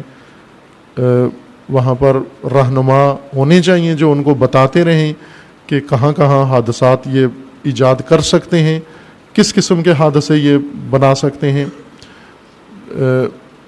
بہت سنا ہوا افواہیں زیادہ ہیں، اس میں تشویش پھیل سکتی ہے، لیکن ان کی طرف توجہ ضروری ہے کہ کھانے کی چیزوں کو مسموم کر سکتے ہیں، پانی میں بہت کچھ یہ ملا سکتے ہیں۔ اس طرح کے اندیشے کافی ہیں اس وقت کہ یہ حج کے اندر یہ سب کو کام کریں گے اور کسی اور کے ذمہ لگا دیں گے کہ یہ فلاں نے کیا ہے۔ اور افسوسناک بات یہ ہے کہ اس دفعہ شیعہ زائرین نہ ہونے کے برابر ہیں حج کے اوپر، زیادہ یہ پلاننگ شیعہ زائرین کے لیے کرتے تھے۔ ہر حادثے میں جہاں شیعہ زائرین کا گزر ہوتا تھا ان راہوں کو ناامن کرتے تھے۔ آل سعود نے ایک اور ظلم یہ کیا ہوا ہے کہ جو وہاں ملازمین تھے غیر ملکی، خصوصاً پاکستانی، یہ سب کے سب اس وقت بے روزگار ہیں اور لاکھوں کی تعداد میں ہیں۔ اب پاکستان کے اخباروں میں بھی تذکرے آنا ان کے شروع ہو گئے ہیں۔ 30 کروڑ روپیہ وزیر اعظم نے مختص کیا ہے ان کے کھانے کے لیے۔ فاقے کر رہے ہیں، مر رہے ہیں فاقوں سے، تو ان کو وہاں پر ٹوکن دیں گے کہ انہیں 3 ٹائم کا کھانا وہاں ان کیمپوں میں دیا جائے، فاقہ کیمپوں میں۔ تنخواہیں نہیں دے رہے، کام نہیں دے رہے، ان کو ملک چھوڑنے کی اجازت نہیں دے رہے، ویزے کے قوانین ایسے بنا دیے ہیں کہ انہیں وہاں پھنسایا ہوا ہے۔ اور احتمال یہ ہے کہ انہیں مجبور کر کے ان لوگوں کو، فاقہ کشوں کو اور فاقہ زدوں کو یمن میں ان کو روانہ کرنے کے لیے اور دیگر محاذوں پر جو آل سعود نے بنائے ہوئے ہیں اس طرف ان کو دھکیلنے کی کوششیں کریں گے کہ فاقوں سے تنگ لوگ ہر کام کرنے کے لیے تیار ہوتے ہیں. جب بھوک ہو، پیٹ میں کچھ نہ ہو، بیوی بچے بھوکے ہوں، خاندان میں کچھ نہ جا رہا ہو اور کئی مہینوں سے وہ کیمپوں میں پڑھ کر اس حالت میں گرفتار ہوں وہ بندگان خدا، تو وہ ہر کام کرنے کے لیے تیار ہیں. لہٰذا یہ حالات ان کے لیے بنائے گئے ہیں لاکھوں لوگوں کو اس حد تک لا کر، تاکہ اب انہیں صرف ایک ہی راستہ رکھیں کہ اب ہمارے پروجیکٹ بند ہیں، تعمیرات بند ہیں، کمپنیاں ختم ہو گئیں، ہر صنعت ان کی ختم ہو گئی ہے، صرف ایک صنعت باقی ہے، صنعت جنگ اس وقت. اور جنگ میں آئیں یہی لوگ سارے شریک ہوں، جا کر جہاں جہاں یہ چاہتے ہیں. عراق کے ساتھ محاذ لگتا ہے وہاں لڑیں گے، اور ایک بڑی جنگ کی تیاریاں آل سعود کر رہے ہیں. 34 ملکوں کی فوج، ظاہر ممالک تو نہیں بھیجیں گے اپنے افواج، اتنے احمق نہیں ہیں ممالک، لیکن یہ کرائے پہ عادی ہیں، کرائے پہ سارا کام کرنے کے لیے. تو ایک فوج وہاں پہنچی ہوئی ہے پہلے سے ان ملازمین کی، جنہیں ایک حکمت عملی کے ساتھ روزگار سے انہوں نے ہٹا دیا، بے روزگار کر دیا، بے روزگار کر کے اپنے ملکوں میں بھی نہیں جانے دے رہے، ان کو پیسے بھی نہیں دے رہے. صرف ایک راستہ کھلا ہوا ہے کہ آپ ان کی افواج میں شامل ہوں. وہ 34 ملکوں کی فوجیں اس طرح سے وہ فوج بنا کر اور ایک بڑی یلغار کے لیے بڑے حملے کی تیاریاں کر رہے ہیں.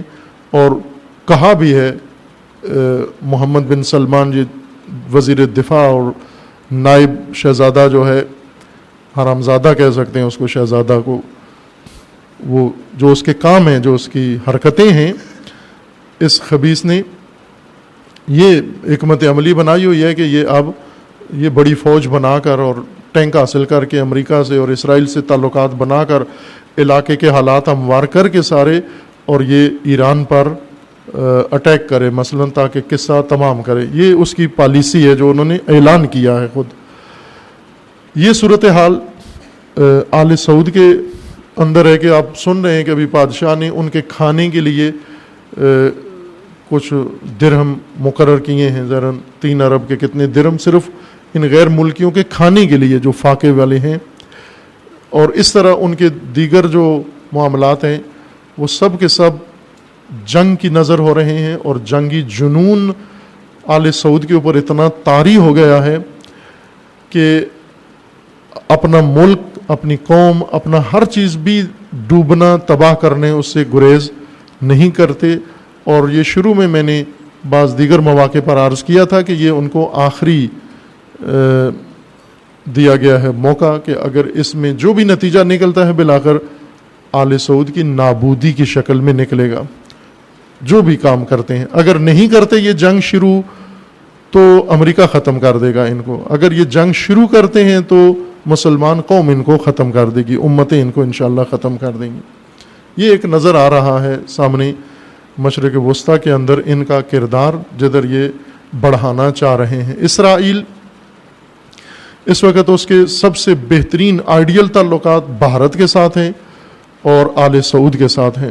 ایک اہم ڈرامہ جو ترکی کے اندر ہے، مخملی بغاوت ہوئی وہاں پر، اور ترکی بغاوت ہوئی، پھر اس کے بعد ملک کے اندر 80-90 ہزار کے لگ بھگ افراد پکڑ لیے گئے اور بے دخل کر دیے گئے، ملازمتوں سے ہٹا دیے گئے. ایک صفایا ہو رہا ہے مخالفین کا اس مخملی بغاوت کے ذریعے. نام نہاد فوجی بغاوت جو ہوئی، جو خود اردوغان نے خود کروائی، خود ڈیزائن کی، خود رہنمائی کی، اور بڑی مکاری کے ساتھ اس کے بعد جو کچھ کر رہا ہے، اپنے رقیب جو بھی تھے فوج میں تھے ان کو بھی، اور سیاسی جماعتیں، شخصیات، کچھ بھی جو اس کے نظریے اور سوچ کے خلاف جاتا ہے اس کو مکمل طور پر ختم کرنے میں مصروف ہے اس وقت اردوغان. اور اس نے جو ایک گرگٹ کا پینترا بدلا ہے، مکاری دکھائی ہے، وہ یہ کہ اپنے عالمی آلات اور سرحدوں پر اس نے پلٹا کھایا ہے. 180 درجے کا اس نے پلٹا کھایا ہے. پہلے سوریا میں داعش کو مدد دی سوریا میں، اور سوریا حکومت کے خلاف اس نے فرنٹ محاذ کا کردار ادا کیا، اور اب سوریا سے معذرت کرنے لگا ہے اور سوریا سے اچھے تعلقات بنا رہا ہے. اور سوریا کے ساتھ، روس کے ساتھ اس نے اپنے تعلقات استوار کر لیے ہیں. پہلے روس کے ساتھ تعلقات بگاڑے، شدت پیدا کی، بالکل اوج پہ جا کر پھر ایک دم پلٹا کھایا، اور اب صمیمی اور پکا دوست بن گیا ہے یہ روس کا اور پیوٹن کا. اور اسی طرح ایران کے ساتھ بہت قریب آنے کی کوشش کر رہا ہے اور کسی حد تک آ رہا ہے. چونکہ روس، ایران اور شام، یہ تین ملک ایک فریق ہیں مشرق وسطیٰ کی جنگ کے، موجودہ جنگ کے، یہ ایک محاذ ہیں. اس محاذ کو ضرورت ہے مقابلے کے محاذ میں توڑ پھوڑ، اور اس توڑ پھوڑ کے نتیجے میں اس سے استفادہ کرنا. یہ ان کی سیاسی اور جنگی ضرورت ہے کہ ترکی کو ان سے دور کر کے اپنے ساتھ ملائیں. اور ترکی جو کردار ادا کر رہا ہے، چونکہ اس وقت اردوغان نے مشرق وسطیٰ کی حالات سے فائدہ اٹھانے کے لیے جو اسٹریٹجی بنائی ہے انتہائی مکارانہ ہے، اور اس میں ابھی تک کامیاب جا رہا ہے. جو اس نے سوچا ہے وہ کرتا جا رہا ہے، اور ابھی تک اس کو جوابی کوئی مزاحمت بڑی اسے سامنا نہیں کرنا پڑا، نہ ملک کے اندر سے نہ ملک کے باہر سے، اور اس حکمت عملی کے تحت جا رہا ہے. لیکن یہ یقینی بات ہے کہ یہ مکر اس کا زیادہ دیر نہیں چلے گا، چونکہ جواباً بھی مکار موجود ہیں، اور یہ اپنے ہی کیے ہوئے میں گرے گا، جس سے ترکی میں حالات زیادہ خراب ہو جائیں گے، اور ترکی کی وجہ سے مشرق وسطیٰ کے حالات زیادہ ان میں بھی تبدیلی آئے گی. لیکن اس وقت تک جو صورتحال ہے وہ اردوغان کا پلٹا کھانا ہے، مغربی اپنے اتحاد سے دور ہو کر مشرقی اتحاد کے قریب ہو رہا ہے ایران اور روس کے ساتھ، اور تعلقات بڑھا رہا ہے، اور بیانات اس کے اندر وفود بھی آ جا رہے ہیں، مذاکرات بھی ان کے ہو رہے ہیں. اور اس سے آئندہ سوریا میں بڑی تبدیلی آ سکتی ہے اگر یہ حالت قائم رہے. لیکن اردوغان کا پتہ نہیں ہے کہ کل کیا کرنے والا ہے، اور اس کا منصوبہ، ایک جنرل منصوبہ تو واضح ہے، لیکن تفصیلات اس کی حکمت عملی کے اب کس سے توڑے گا اور کس سے جوڑے گا یہ نہیں کسی کو پتا.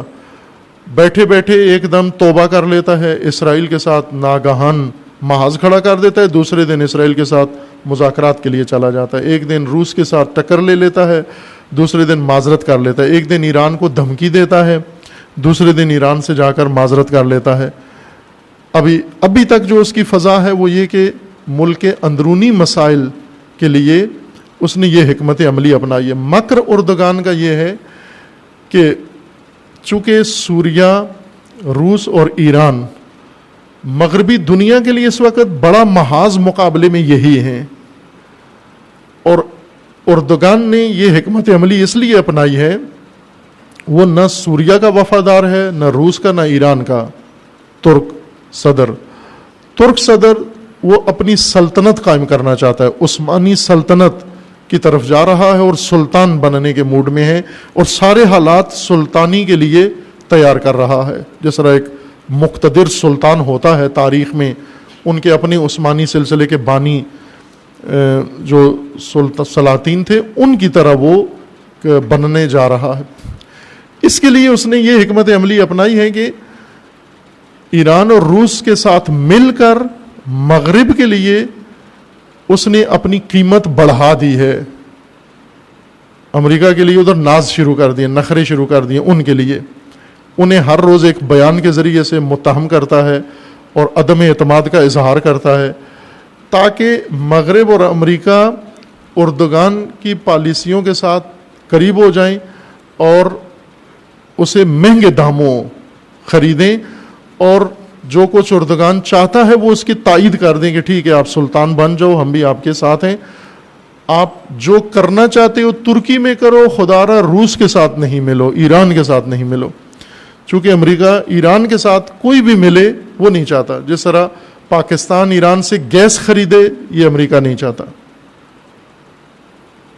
اور پاکستان جب تک امریکہ کے ساتھ دم بندی ہوئی ہے یہ کبھی بھی پڑوس میں پائپ پاکستان کے بارڈر پہ پڑا ہوا ہے گیس کا، اور وہ اتنی مقدار میں گیس ہے کہ اگر پاکستان میں آ جائے تمام ضرورتیں پاکستان کی پوری ہو سکتی ہیں، بلکہ پاکستان فالتو گیس بعض پڑوسیوں کو بھی دے سکتا ہے.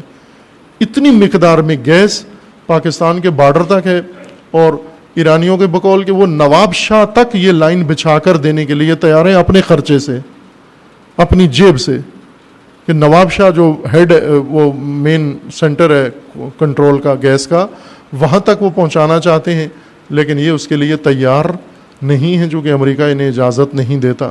اردوغان اس وقت اس حکمت عملی کے اوپر عمل پیرا ہے کہ میں امریکہ کے لیے اتنا مہنگا بن جاؤں، اتنا قیمتی بن جاؤں کہ ترکی میں جو کچھ کرنا چاہتا ہوں وہ مجھے کرنے دیں۔ آپ دیکھیں ان کا کھیل یہ ہے کہ ایک طرف سے روس کے قریب ہو گیا، ایران کے قریب ہو گیا، اور دوسری طرف سے نیٹو میں بھی ہے، اور انجرلیک ابھی بھی امریکہ کا اڈا ہے، فوجی اڈا، ہوائی اڈا، یہ امریکہ کو دیا ہوا ہے۔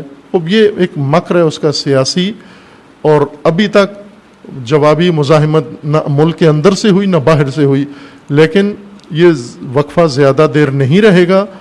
ترکی اگر اس سے زیادہ حالات متاثر ہوئے پھر مشرق وسطیٰ زیادہ ڈسٹرب ہو جائے گا، اور اس کے حالات غیر متوقع حد تک خرابی کی طرف چلے جائیں گے، جس کے لیے سارے فریق اپنے اپنے تئیں آمادہ بیٹھے ہوئے ہیں۔ اس میں آل سعود ان حالات کے اندر تشیع کے اوپر یلغار کرنے کے لیے مکمل تیاری کر کے بیٹھا ہوا ہے، سعودیہ سے بھی، اور اپنے اپنے اس کے وفادار جہاں بھی ہیں وہاں ان کے لیے اس نے یہ نقشہ بنایا ہوا ہے۔ خوب یہ مکر ہے شیاطین کا، اور اللہ کا فرمان ہے کہ مکروا و مکر اللہ واللہ خیر الماکرین۔ اب ان کا مکر سوریہ میں ابھی تک کامیاب نہیں ہوا، عراق میں کامیاب نہیں ہوا، چونکہ اللہ کا مکر غالب ہے ان کے اوپر۔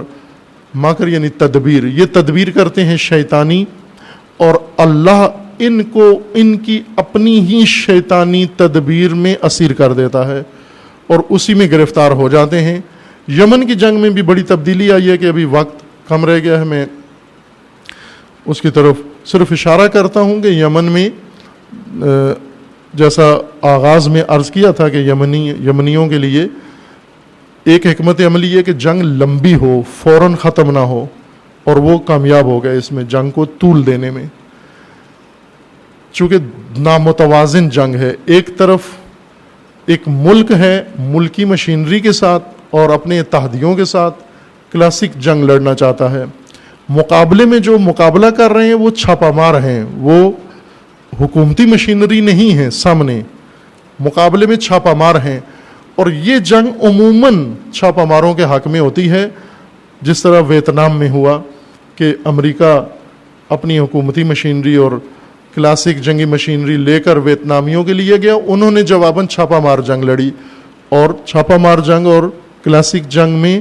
ہمیشہ پلڑا چھاپہ مار جنگ کے حق میں تمام ہوتا ہے۔ یمنی اس اسٹریٹجی میں کامیاب ہوئے ہیں اور انہوں نے جنگ لمبی کر دیا، اور لمبی جنگ چھاپہ مار جنگ کے لیے کوئی مسئلہ نہیں ہوتا، لیکن کلاسک جنگ کے لیے لمبی جنگ جان لیوا ہو جاتی ہے، جس طرح سعودیہ کے حالات ہو رہے ہیں۔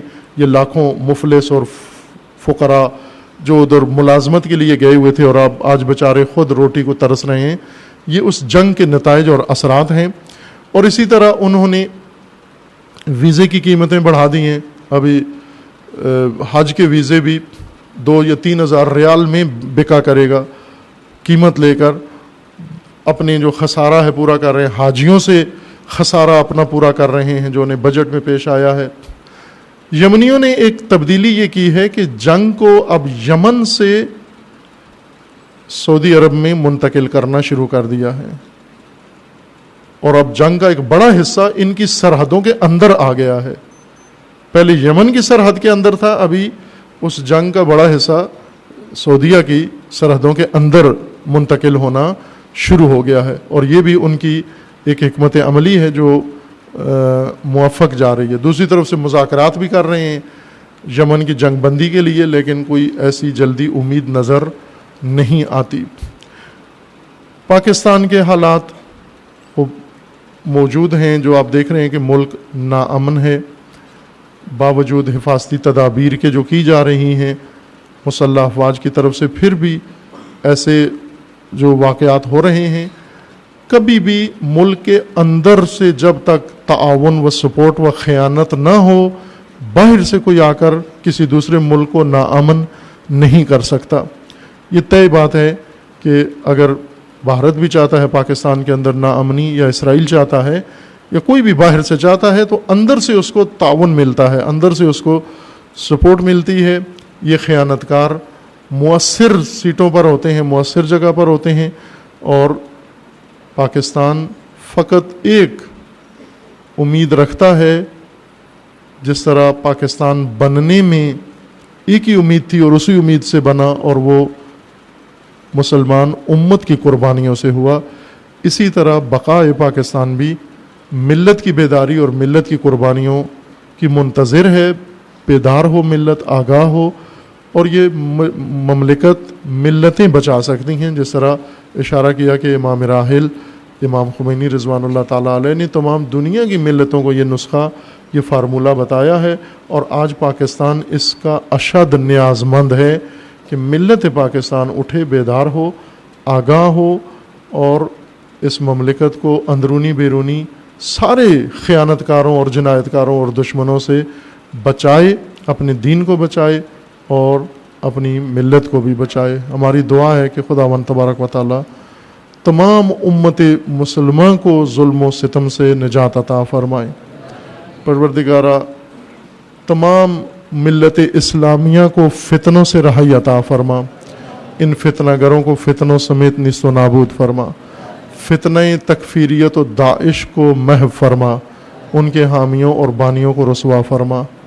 خداوند بحق محمد و آل محمد حزب اللہ کو کامیابی عطا فرما، سید مقاومت سید حسن نصر اللہ کی حفاظت فرما، رہبر معظم انقلاب اسلامی کا سایہ دراز فرما، انقلاب اسلامی کو دشمنوں کے شر سے محفوظ فرما، انقلاب اسلامی کو انقلاب امام زمان سے متصل فرما، مملکت پاکستان کی حفاظت فرما، اس ملک کو اندرونی بیرونی دشمنوں کے شر سے محفوظ فرما، ملک کے اندر امن و امان قائم فرما، اس ملک کے اندر خیانت، نفاق، فرقہ واریت، دہشت گردی پھیلانے والوں کو نیست و نابود فرما، ان کے حامیوں اور بانیوں کو رسوا فرما۔ پیروان امیر المومنین، عزاداران سید الشہداء جہاں کہیں بھی ہیں، بالخصوص سرزمین حجاز میں، یمن میں، عراق میں، شام میں، لبنان میں، نائجیریا میں، افغانستان میں، کشمیر میں، ہندوستان میں و بالاخص پاکستان میں، سب کے عزت و مال و جان و ناموس کی حفاظت فرما۔ اپنے ولی حق ولی اللہ العظم اجل اللہ تعالی فرج و شریف کا جلد از جلد ظہور فرما، ہمیں حضرت کے اعوان و انصار میں سے ہونے کی توفیق عطا فرما۔ اعوذ باللہ من الشیطان الرجیم، بسم اللہ الرحمن الرحیم، قل هو اللہ احد اللہ الصمد لم یلد ولم یولد ولم یکن لہ کفوا احد۔ صدق اللہ۔